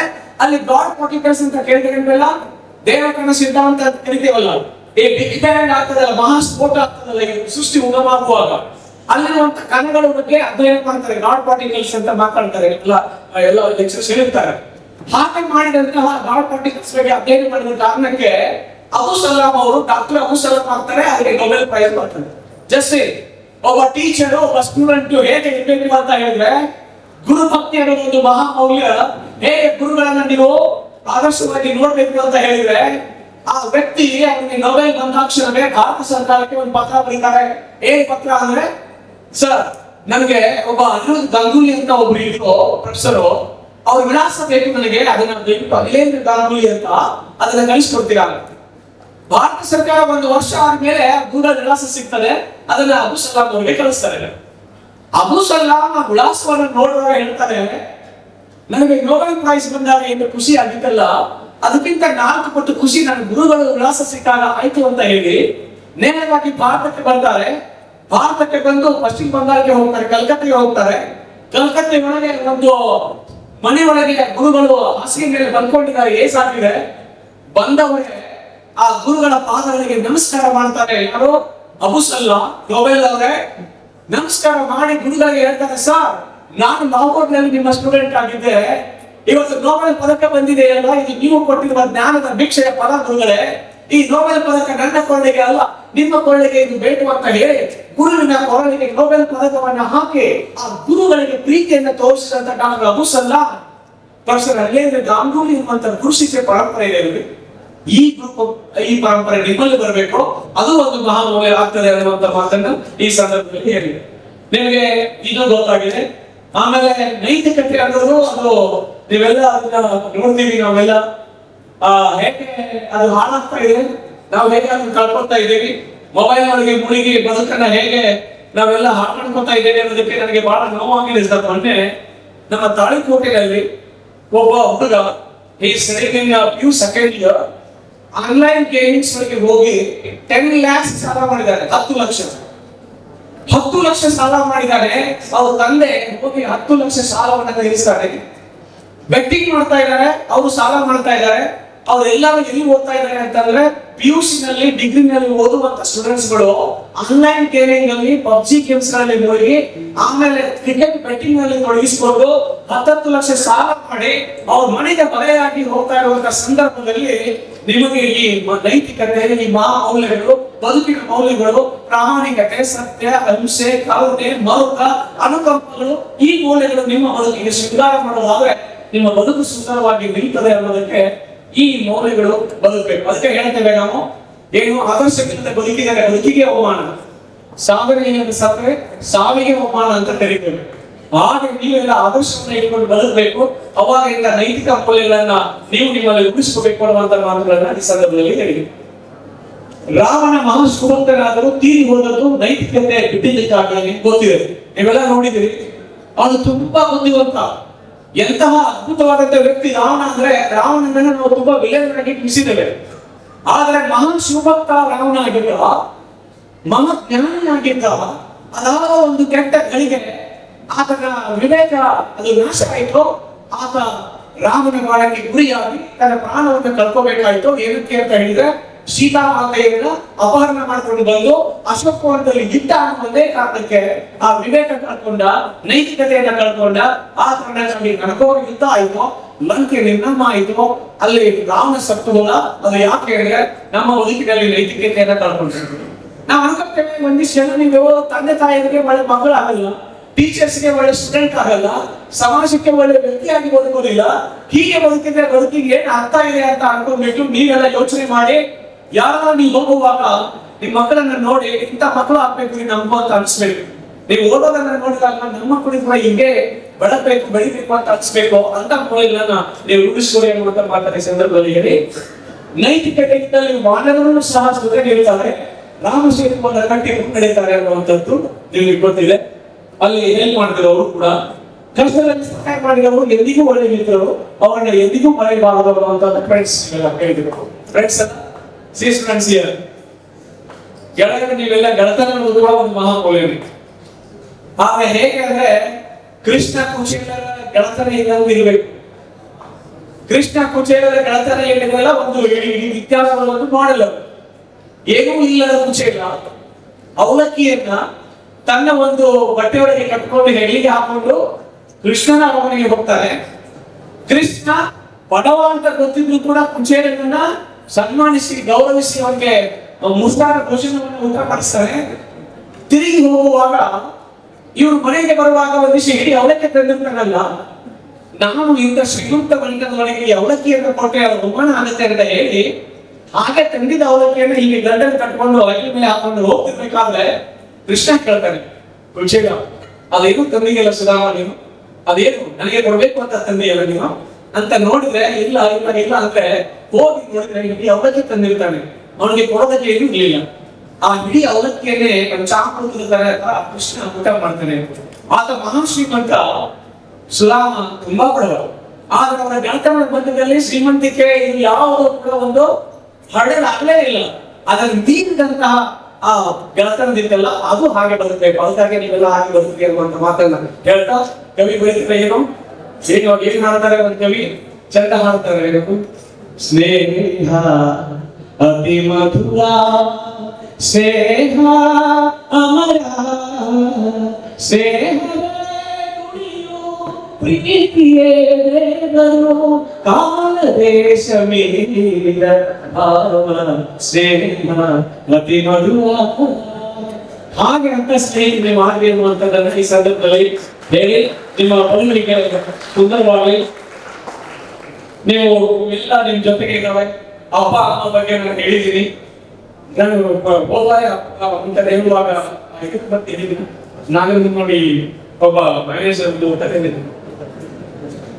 ಇಲ್ಲ ಲಾಸ್ಟ್ ವೀಕ್ ಸಾಕು. ಮೌಲ್ಯಗಳು ಬಹಳಷ್ಟಿವೆ. ಒಂದಿಷ್ಟು ಶಾಶ್ವತ ಮೌಲ್ಯಗಳು, ಒಂದಿಷ್ಟು ಮೌಲ್ಯಗಳು ಕಾಲಕ್ಕೆ ತೋಲಾಗ್ತಾ ಇರ್ತವೆ. ಆದ್ರೆ ಬದಲಾಗದೆ ಇರುವಂತ ಮೌಲ್ಯ ಯಾವುದು ಅಂತಂದ್ರೆ ಅಪ್ಪ ಅಮ್ಮನಿಗೆ ನಿಮ್ಗಿರ್ಬೇಕಾಗಿರುವಂತ ಪ್ರೀತಿ. ಹಾಗೆ ನೀವು ಒಂದು ಘಟನೆ ಹೇಳಿ ನನ್ನ ಮಾತುಗಳನ್ನು ಇವತ್ತಿಗೆ ನಾನು ಮುಗಿಸ್ತೇನೆ. ನಿಮ್ಗೆ ಬಹುಶಃ ನಿಮ್ಗೆ ಬಹಳ ಹೊತ್ತಿನಿಂದ ನಿನ್ನೆಯಿಂದ ಕೂತ್ಕೊಂಡಿದ್ರಿ. ನನ್ನ ಮಾತುಗಳು ಹೆಚ್ಚಾಗಿವೆ ಅಂತ ನನಗೆ ಅನಿಸ್ತಾ ಇದೆ. ಮಾತು ಮುಗಿಸ್ತೇನೆ. ಚಪ್ಪಾಳೆ ಬೇಡ.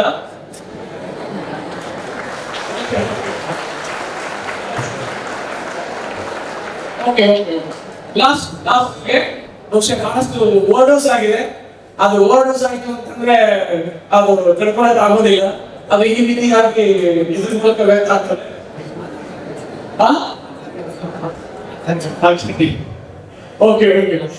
ಓಕೆ ನಾನು ಹೇಳ್ತೇನೆ. ಗೊತ್ತಿರಿ ನಿಮಗೆ ಒಬ್ಬ ಮೂಲ್ಚಂದ್ರ ಶರ್ಮಾ ಅಂತ ಒಬ್ಬ ಮ್ಯಾನೇಜರು, ಅವ್ರಿಗೆ ಲೆಕ್ಕ ಹೊಡಿತು.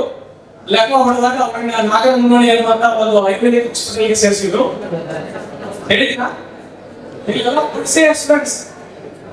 ಓಕೆ, ಸ್ವಲ್ಪ ಸರಿ. ಓಕೆ, ಲಾಸ್ಟ್ಲಿ ನಿಮಗೆ ಅವರು ಒಬ್ಬ ಮ್ಯಾನೇಜರ್ ಆಗಿದ್ರು. ಅವರಿಗೆ ಲೆಕ್ಕ ಹೊಡಿತಾರೆ. ಲೆಕ್ಕ ಹೊಡೆದಾಗ ಅವ್ರನ್ನ ನಾಗರ ಮುನ್ನೋಣಿ ಇರುವಂತ ಒಂದು ಹಾಸ್ಪಿಟಲ್ಗೆ ತಂದು ಇಳಿಸ್ತಾರೆ. ಹಾಗೆ ಇಳಿಸಿದಾಗ ಅವ್ರ ಜೊತೆ ಒಬ್ಬ ಹುಡುಗ ಬಂದಿದ್ದ. ಒಂದು 10 ದಿವಸ ಆಗುತ್ತೆ. ಒಂದು ಲಾಡ್ಜಲ್ಲಿ ರೂಮ್ ಮಾಡ್ಕೊಂಡಿದ್ರು. 10 ದಿನ ಆದ್ಮೇಲೆ ಯಾರೋ ರೂಮ್ ಅಲ್ಲಿ ಅಳ್ತಾ ಇರುವಂತ ಕಿರಿಸ್ತಾ ಇರುವಂತ ಶಬ್ದ ಬರ್ತದೆ. ಹಾಗೆ ಶಬ್ದ ಬಂದಾಗ ಆ ಲಾಡ್ಜ್ ಮ್ಯಾನೇಜರ್ಗೆ ಯಾರು ಅಳ್ತಾ ಇದ್ದಾರೆ ಅಂತ ಹೇಳಿ ನೋಡ್ಬೇಕು ಅಂತ ಹೇಳಿ ಅಲ್ಲಿ ಬರ್ತಾನೆ. ಆ ರೂಮ್ ಅಲ್ಲಿ ಯಾರು 10 ದಿವಸದ ಹಿಂದೆ ಬಂದಿದ್ದಲ್ಲ ಮ್ಯಾನೇಜರ್ ಅಂತ ಹೇಳ್ಕೊಂಡು ಅವನ್ನೆಲ್ಲ ತೆಗಿತ್ತು. ಅಳ್ತಾ ಇದ್ದಾನೆ, ಹೋರಾಡ್ತಾ ಇದ್ದಾನೆ, ಚೀರ್ತಾ ಇದ್ದಾನೆ. ಇವ್ರು ಕೇಳಿದ್ರು, ಅಲ್ಲ ನಿಮ್ಮ ಮನೆ ನಿಮ್ ಜೊತೆ ನಿಮ್ಮ ಮಗ ಬಂದಿದ್ದಲ್ಲ ಇಲ್ವಾ ಅಂತ. ಇವ್ರು ಹೇಳ್ತಾರೆ, ಇಲ್ಲ ಅವನ ಮಗ ಅಲ್ಲ, ನನ್ನ ಸಹಾಯಕ್ಕೆ ಬೇಕು ಅಂತ ಅವನನ್ನ ಕರ್ಕೊಂಡು ಬಂದಿದ್ದೆ. ಅವನ ದಿನಕ್ಕೆ ಇಷ್ಟು ಪೇಮೆಂಟ್ ಅಂತ ಕೊಡ್ತಾ ಇದ್ದೆ. ತಂದಿದ್ದ ಹಣಕ್ಕೆ ಹಾಗೆ ಆಗಿದೆ. ಆತ ನನ್ನ ಬಿಟ್ಟು ಹೋಗಿದ್ದಾನೆ. ಹೌದು, ಮ್ಯಾನೇಜರ್ ಕೇಳ್ತಾರೆ, ಹಾಗೆ ನಿಮ್ಗೆ ಮಕ್ಕಳು ಇಲ್ವಾ? ಇದಾರೆ ಸರ್, 2 ಮಕ್ಕಳು ಇದ್ದಾರೆ. ಒಬ್ಬ ಮಗಳು ಡೆನ್ಮಾರ್ಕ್ ಅಲ್ಲಿದ್ದಾರೆ, ಒಬ್ಬ ಮಗ ಹಾಲೆಂಡ್ ಅಲ್ಲಿದ್ದಾನೆ. ಹಾಗಿದ್ರೆ ಫೋನ್ ಮಾಡೋಣ ಅವ್ರಿಗೆ ನಿಮ್ಗೆ ಆಮೇಲೆ ಅಂತ ಹೇಳಿ ತಂದೆ ಮೊಬೈಲ್ ತಗೊಂಡು ಮಗನಿಗೆ ಫೋನ್ ಮಾಡಿದ್ರೆ ಮಗ ಫೋನ್ ರಿಸೀವ್ ಮಾಡಲಿಲ್ಲ. ಮಗನಿಗೆ ಕಾಲ್ ಮಾಡಿದ್ರೆ ಮಗಳು ಕಾಲ್ ರಿಸೀವ್ ಮಾಡಲಿಲ್ಲ. ಜಸ್ಸಿ ಮುಪ್ಪಿನ ಕಾಲದಲ್ಲಿ ನನ್ನ ಆಸರೆಗೆ ಬರ್ತಾರೆ. ನನಗೆ ನಡೆಯೋದಕ್ಕೆ, ನಾನು ನಿನಗೆ ಮಗುವಿಗೆ ನೀವು ನಡೆಯೋದಕ್ಕೆ ನಿಮ್ಗೆ ಆಗ್ತಿರ್ಲಿಲ್ಲ. ಅವಾಗ ನಿಮ್ಮನ್ನ ಹೆಗಲ ಮೇಲೆ ಹೊತ್ಕೊಂಡು ಅಡ್ಡಾಡಿದ್ದಾರೆ ಅಪ್ಪ. ನಿಮ್ಗೆ ಯಾವಾಗ ನಡೆಯೋದಕ್ಕೆ ಸಾಧ್ಯ ಇರಲಿಲ್ಲ, ಅವಾಗ ನಿಮ್ಮನ್ನ ಕರ್ಕೊಂಡಲ್ಲಿ ಹೊತ್ಕೊಂಡು ಅಡ್ಡಾಡಿದ್ದಾರೆ ತಾಯಿ. ಆದ್ರೆ ನನಗೆ ಅಡ್ಡಾಡೋದು ನನಗೂ ವಯಸ್ಸಾಗುತ್ತೆ, ಮುದುಕ ಆಗ್ತೀನಿ, ನನಗೆ ನಡೆಯೋಕೆ ಆಗೋದಿಲ್ಲ. ಆ ಸಂದರ್ಭದಲ್ಲಿ ಆಗ ನನ್ನ ಮಗಳು ನನಗೆ ಆಶ್ರಯಾಗಿ ನಿಲ್ತಾರೆ ಅಂತ ಅನ್ಕೊಂಡು ಎಲ್ಲ ಗಳಿಸಿದ ಹಣವನ್ನೆಲ್ಲ ನನ್ನ ಮಕ್ಕಳಿಗೆ ಓದಿಸ್ಬೇಕು ಅಂತ ಹೇಳಿ ಆ ಮಕ್ಕಳಿಗೆ ಓದಿಸಿದ್ದಾರೆ. ಆದ್ರೆ ಅಪ್ಪನ ಮೊಬೈಲ್ನಿಂದ ಕಾಲ್ ಮಾಡಿದ್ರೆ ಮಗಳು ರಿಸೀವ್ ಮಾಡಲಿಲ್ಲ, ಮಗನೂ ರಿಸೀವ್ ಮಾಡಲಿಲ್ಲ. ಅನಿವಾರ್ಯವಾಗಿ ಪೊಲೀಸ್ ಕಂಪ್ಲೇಂಟ್ ಕೊಡ್ತಾರೆ. PSI ಬಂದು ಈ ವ್ಯಕ್ತಿಯನ್ನ ತಗೊಂಡು ಹೋಗಿ ಹಾಸ್ಪಿಟಲ್ಗೆ ಅಡ್ಮಿಟ್ ಮಾಡ್ತಾರೆ. 4 ದಿವಸದ ಸಾವು ಬದುಕಿನ ಹೋರಾಟ ಆಗ್ತದೆ. ಆದ್ಮೇಲೆ ಆ ವ್ಯಕ್ತಿ ಸತ್ತು ಹೋಗ್ತಾನೆ. ಸತ್ತು ಹೋದಲ್ಲ ಈ ಸುದ್ದಿ ಏನಾದ್ರು ಮಕ್ಕಳಿಗೆ ತಿಳಿಸ್ಬೇಕು ಅಂತ ಹೇಳಿ ಮಗನಿಗೆ ಕಾಲ್ ಮಾಡಿದ್ರೆ ಅಗೇನ್ ಮಗ ರಿಸೀವ್ ಮಾಡಲಿಲ್ಲ. ಮಗಳಿಗೆ ಕಾಲ್ ಮಾಡಿದ್ರೆ ಮಗಳು ಫೋನ್ ರಿಸೀವ್ ಮಾಡಿದ್ರು. ಈಗ ನಿಮ್ ತಂದೆ ಸತ್ತು ಹೋಗಿದ್ದಾರೆ, ಅವ್ರು ಶವ ಸಂಸ್ಕಾರಕ್ಕೆ ನೀವು ಬರ್ಬೇಕಲ್ಲ, ಅಂತಿಮ ಯಾತ್ರೆಗೆ ನೀವು ಇರ್ಬೇಕಲ್ಲ ಅಂತ PSI ಹೇಳಿದ್ರೆ ಮಗಳು ಹೇಳ್ತಾರೆ, ಸರ್ ಸಾರಿ ಸರ್, ನನಗೆ ಬರಕ್ ಆಗಲ್ಲ, ನಾನು ತುಂಬಾ ಬಿಸಿ ಆಗಿದ್ದೀನಿ, ನಾನು ನಿಮ್ಮ ಅಕೌಂಟ್ಗೆ ಹಣ ಹಾಕ್ತೀನಿ, ನೀವೇ ಶವ ಸಂಸ್ಕಾರ ಮಾಡಿ, ಇಲ್ಲವಾದ್ರೆ ಅಲ್ಲೇ ಬಿಟ್ಬಿಡಿ, ಏನಾದ್ರೂ ಆಗ್ತದೆ ಅಂತ ಮಗಳು ಹೇಳ್ತಾರೆ. ಈ ಕಾರಣಕ್ಕಾಗಿ ನಿಮಗೆ ಜನ್ಮ ಕೊಟ್ಟಿಲ್ವಾ? ಈ ಕಾರಣಕ್ಕಾಗಿಯೇ, ಈ ಸೌಭಾಗ್ಯಕ್ಕಾಗಿಯೇ ಪೇರೆಂಟ್ಸ್ ಗಳೆಲ್ಲ ತಮ್ಮ ಕಾಲಲ್ಲಿ ಮುಳ್ಳು ನಟ್ಟರೆ, ಕಣ್ಣಲ್ಲಿ ಮುಳ್ಳು ನಟ್ಟಿರುವ ಹಾಗೆ ನೋಡ್ತಿರ್ಲಿಲ್ವಾ? ತಮ್ಮ ಬಾಯೊಳಗಿನ ತುತ್ತನ್ನ ನಿಮ್ಮ ಮಕ್ಕಳು ಚಿಕ್ಕ ಪುಟ್ಟ ಮಕ್ಕಳಿಗಾಗಿ ಬಾಯೊಳಗೆ ಇಟ್ಟು ಬೇಡ ಅಂತಂದ್ರೆ ಒಂದೇ ಬೇಡ ಇದೆ, ಇದನ್ನ ನಾನ್ ತಿನ್ಬಾರ್ದು, ಮಗನಿಗೆ ತಿನ್ಸ್ಬೇಕು ಅಂತ ನಿಮ್ಮ ಬಾಯೊಳಗೆ ಇಟ್ಟು ಅಮ್ಮ ನಿಮ್ಗೆ ಎತ್ತಿಕೊಳ್ಳಿಲ್ವಾ? ಅವ್ರ ಮೈ ಮೇಲೆ ಹರಿದ ಬಟ್ಟೆ ಚಿಂತೆ ಇಲ್ಲ, ನನ್ನ ಮಕ್ಕಳು ರಾಷ್ಟ್ರಮಂತ್ರ ಇರ್ಬೇಕು ಅಂತ ಹೇಳಿ ನಿಮಗೆ ಒಳ್ಳೆ ಡ್ರೆಸ್ ಅನ್ನ, ಒಳ್ಳೆ ಶೂಸ್ ಅನ್ನ, ಒಳ್ಳೆ ನಿಮ್ಗೆ ಬುಕ್ಸ್ ಗಳನ್ನ ಎಲ್ಲ ಕೊಡಿಸ್ಕೊಂಡಿಲ್ವಾ? ಮುಂದೊಂದು ದಿನ ನನ್ನ ಮಕ್ಕಳು ನನ್ನ ಮನೆ ಕೀರ್ತಿಯನ್ನ ಬೆಳತಾರೆ, ನಾನು ಕೂಲಿ ಮಾಡಿದ ಚಿಂತೆ ಇಲ್ಲ, ನನ್ನ ಮಕ್ಕಳು ಕುದುರೆ ಹೇಗೆ ಮೆರಿಬೇಕು ಅಂತ ಕನಸ್ಕೊಂಡಿಲ್ವಾ ನಿಮ್ಮ ತಂದೆ ತಾಯಿಗಳು? ನನ್ನ ಮುಪ್ಪಿನ ಕಾಲದಲ್ಲಿ ನನ್ನ ಮಕ್ಕಳು ನನಗೆ ಆಶ್ರಯ ಆಗ್ತಾರೆ, ನನಗೆ ಅಂತ ಹೇಳಿ ನಿಮಗೆ ಜನ್ಮ ಕೊಟ್ಟಿರುವಂತ ತಂದೆ ತಾಯಿಗಳು ಸತ್ತಾಗ ಶವ ಸಂಸ್ಕಾರಕ್ಕೆ ಬರದೇ ಇರುವಷ್ಟು ಕಲ್ಲು ಹೃದಯ ನಿಮ್ಗೆ ಆಗಿದೆ ಇಲ್ಲ? ಆಶ್ಚರ್ಯ ಆಯ್ತು. ಸ್ವತಃ ಪೊಲೀಸ್ ಎಲ್ಲ ಮುಂದೆ ನಿಂತ್ಕೊಂಡು, ಪೊಲೀಸ್ ಸ್ಟೇಷನ್ ಮುಂದೆ ನಿಂತ್ಕೊಂಡು ಆ ವ್ಯಕ್ತಿಯ ಶವ ಸಂಸ್ಕಾರ ಮಾಡ್ತಾರೆ. ಪೇಪರ್ ಅಲ್ಲಿ ಸ್ಟೇಟ್ಮೆಂಟ್ ಬಂದಿತ್ತು, ಸ್ವತಃ ಪೊಲೀಸರ ಹಿಂದೆ ನಿಂತು ವ್ಯಕ್ತಿಯ ಅನಾಥ ಶವ ಸಂಸ್ಕಾರ ಮಾಡಿದ್ರು ಅಂತ ಪೇಪರ್ ಅಲ್ಲಿ ಬಂದಿತ್ತು. ಜಸ್ಟ್ ನಾವು ನಮಗೆ ಒಂದಿಷ್ಟು ಅಪ್ಪ ಅಮ್ಮ ಅನ್ನುವ ಪ್ರೀತಿ ಇವಾಗ ಇಲ್ಲೇ ಬರಲಿ, ನಮ್ಮ ಬದುಕಲ್ಲಿ ಇರುವುದಿಲ್ಲ, ಅವರನ್ನ ಗೌರವಿಸಿ ಅಂತ ಹೇಳಿದ್ದಾರೆ. ಮನೆಯೊಳಗೆ ಅಜ್ಜಿ ಇಲ್ವಾ? ಅಜ್ಜಿ ನಿಮ್ಗೆ ಕತೆ ಹೇಳಿಲ್ವಾ? ಅಜ್ಜಿ ನಿಮ್ಗೆ ಪ್ರೀತಿ ಕೊಡ್ಲಿಲ್ವಾ? ಅಮ್ಮ ಬೈತಾಳೆ ಅಂತ ಹೋಗಿ ಅಜ್ಜಿ ಮುಂದೆ ಹೇಳಿದ್ರೆ ಅಮ್ಮ ನಿಮ್ಗೆ ಗೊತ್ತಾಗ್ತದೆ, ನಿಮ್ಗೆ ಹಣ ಕೊಡ್ಲಿಲ್ವಾ? ಅಜ್ಜಿ ನಿಮ್ಗೆ ಕಾಣಿಸ್ತಾ ಇಲ್ವಾ? ನೀವು ದೊಡ್ಡವರಾಗಿದ್ದೀರಿ. ಅಪ್ಪ ನಿಮ್ಗೆ ಹೆಗಲ ಮೇಲೆ ಕುತ್ಕೊಂಡು ಅಮ್ಮ ನಿಮ್ಗೆ ಕಂಕುಳಲ್ಲಿ ಇಟ್ಕೋತಾಳೆ. ಯಾಕೆಂದ್ರೆ ನನಗೆ ಎಷ್ಟು ಕಾಣಿಸ್ತದೋ ಅದು ನನ್ನ ಮಕ್ಕಳಿಗೆ ಕಾಣಿಸ್ಬೇಕು ಅಂತ ಅಮ್ಮ ಕಂಕುಳಲ್ಲಿ ಇಟ್ಕೋತಾಳೆ ನಮ್ಮನ್ನು. ಆದ್ರೆ ಅಪ್ಪ ಹೆಗಲ ಮೇಲೆ ಇಟ್ಕೋತಾನೆ, ನನಗೇನ್ ಕಾಣಿಸ್ತಾ ಇದೆ ಇಲ್ಲ, ಅವ್ರಿಗಿಂತ ಹೆಚ್ಚು ನನ್ನ ಮಗ ನೋಡ್ಬೇಕು ಈ ದೇಶಮಾನ ಜಗತ್ತನ್ನ ಅಂತ ಹೇಳಿ ಅಪ್ಪ ನಿಮ್ಮನ್ನ ಹೆಗಲ ಮೇಲೆ ಇಟ್ಕೊಂಡಿದ್ದಾನೆ. ಆದ್ರೆ ನಾವೇನ್ ಕೊಡ್ತಾ ಇದ್ದೀವಿ? ಅಪ್ಪ ಅಲ್ಲಿ ಹೋಗಿರುವ ಸಂದರ್ಭದಲ್ಲೂ ಅವನ ಶವ ಸಂಸ್ಕಾರಕ್ಕೆ ಬರದೇ ಇರುವಷ್ಟು ನಾವು ಇಂತಹ ಹೀನ ಹೃದಯದ, ಕಲ್ಲು ಹೃದಯದ ಮಕ್ಕಳು ಹುಟ್ಟಿದೇವಲ್ಲ, ಧಿಕ್ಕಾರ ಆಗ್ಬಾರ್ದು, ಧಿಕ್ಕಾರ ಇರ್ಬೇಕಲ್ವಾ? ನಮ್ಮಂತ ಮಕ್ಕಳ ಬದುಕಿಗೆ ಧಿಕ್ಕಾರ ಇರ್ಬೇಕಲ್ವಾ? ಹಾಗೆ ನಿಮ್ಗೆಲ್ಲ ಹೇಳ್ತಾ ಇದ್ದೀನಿ, ಏನಾದ್ರೂ ಮಾಡಿ ಬದುಕಿನೊಳಗೆ. ಆದರೆ ಅಮ್ಮ ಇದ್ದಾಳಲ್ಲ, ಅಮ್ಮ ನಿಮ್ಗೆ ಪಾತಾಳದಲ್ಲಿದ್ದರೇನೋ ಆ ತಾಯಿ ಬಿಡುವಳೇನು, ಪಾತಾಳದಲ್ಲಿದ್ದರೇನು ಆ ತಾಯಿ ಬಿಡುವಳೇನು, ಈ ಕಾಯವನ್ನು ಈ ರಕ್ತಗಳು ಹಗಲಿರುಳು ಕಾಯುವಳು ತಾಯಿ ಅಲ್ವಾ? ಅಂತ ತಾಯಿಗೆ ನೀವು ಕೊಡುವ ಪ್ರೀತಿ ಏನಿದೆ ಒಂದು ಸಾರಿ ಚಿಂತನೆ ಮಾಡಿ. ನೀವೆಂತ ದೊಡ್ಡ ಆಫೀಸರ್ ಆಗಿ, ದೊಡ್ಡ ವ್ಯಕ್ತಿಗಳಾಗಿ, ಆದ್ರೆ ಮಾತೃ ದೇವೋಭವ, ಪಿತೃ ದೇವೋಭವ, ಆಚಾರ್ಯ ದೇವೋಭವ ಅನ್ನುವಂತ ಭಾರತದ ಈ ನೆಲದ ಸಂಸ್ಕೃತಿಯ ವಾರಸುದಾರರಾಗಿ ಈ ಸಂಸ್ಕೃತಿಯನ್ನ ಉಳಿಸುವಂತ ಮಕ್ಕಳಾಗಬೇಕೆ ಹೊರತು ಅಪ್ಪನ ಮೊಬೈಲ್ ರಿಸೀವ್ ಮಾಡದೇ ಇರುವಷ್ಟು ಕೃತಜ್ಞ ಮಕ್ಕಳಾಗೋದು ಬೇಡ ಅನ್ನುವಂತ ಮಾತುಗಳನ್ನು ಈ ಸಂದರ್ಭದಲ್ಲಿ ಹೇಳ್ತೀನಿ. ಆ ಅಪ್ಪ ಅಮ್ಮನೆ ಇವ್ರಿಗೆ ನಮಗೆ ಕಷ್ಟ ಆಗ್ತಾ ಇದೆ, ನೀವು ಅರ್ಥ ಇದ್ರಲ್ಲ, ಬೆಳಗ್ಗೆ ರಾತ್ರಿ ಕಲ್ಕೊಂಡಾಗ ಇಡೀ ರಾತ್ರಿ ಎಲ್ಲ ನೀವು ಅರ್ಥ ಇದ್ರಿ, ಎಂತ ಕಿರಿಕಿರಿ ಮಾಡ್ತಾ ಇದ್ರಿ ಮಗ ಅಂತ ಹೇಳಿ ನಿಮ್ಮನ್ನ ಕತ್ತಿ ಚಿಕ್ಕಿ ಕೊಡಬಹುದಾಗಿತ್ತು. ನೀವೆಲ್ಲ ಹುಟ್ಟಿದಾಗಲೆಲ್ಲ ನಿಮ್ಗೆ, ನೀವು ಎಲ್ಲೋ ರೋಡಲ್ಲಿ ಹೋಗ್ತಿರ್ಬೇಕಾದ್ರೆ ಕಚ್ಚ ಮಾಡ್ಕೊಂಡಾಗಲೆಲ್ಲ ತಾಯಿ ಇದೇನ್ ಎಂತ ಅಸಹ್ಯ ಮಗ ಹುಟ್ಟು ಅಂತ ಹೇಳಿ ನನ್ನ ಮೈ ಮೇಲೆ ಇದು ಕಚ್ಚ ಮಾಡಿದೆ ಅಂತ ಹೇಳಿ ಆ ತಾಯಿ ನಿಮ್ಮನ್ನ ಎತ್ತಿ ದೂರಕ್ಕೆ ಬಿಸಾಕಬಹುದಾಗಿತ್ತಲ್ಲ.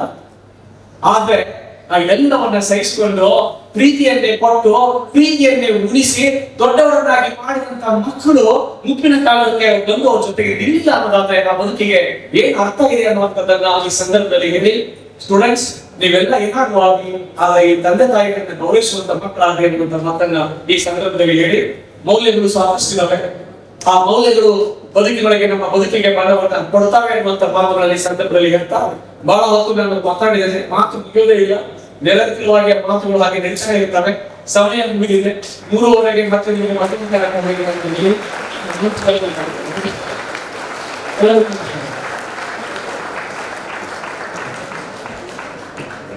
ತಂದೆ, ತಾಯಿ, ಗುರು, ಸ್ನೇಹಿತ, ಬಂಧು, ಬಳಗ, ಅಣ್ಣ ತಮ್ಮಂದಿರು ಎನ್ನುವಂತಹ ಮಾನವೀಯ ಮೌಲ್ಯಗಳನ್ನ ಮರೆತರೆ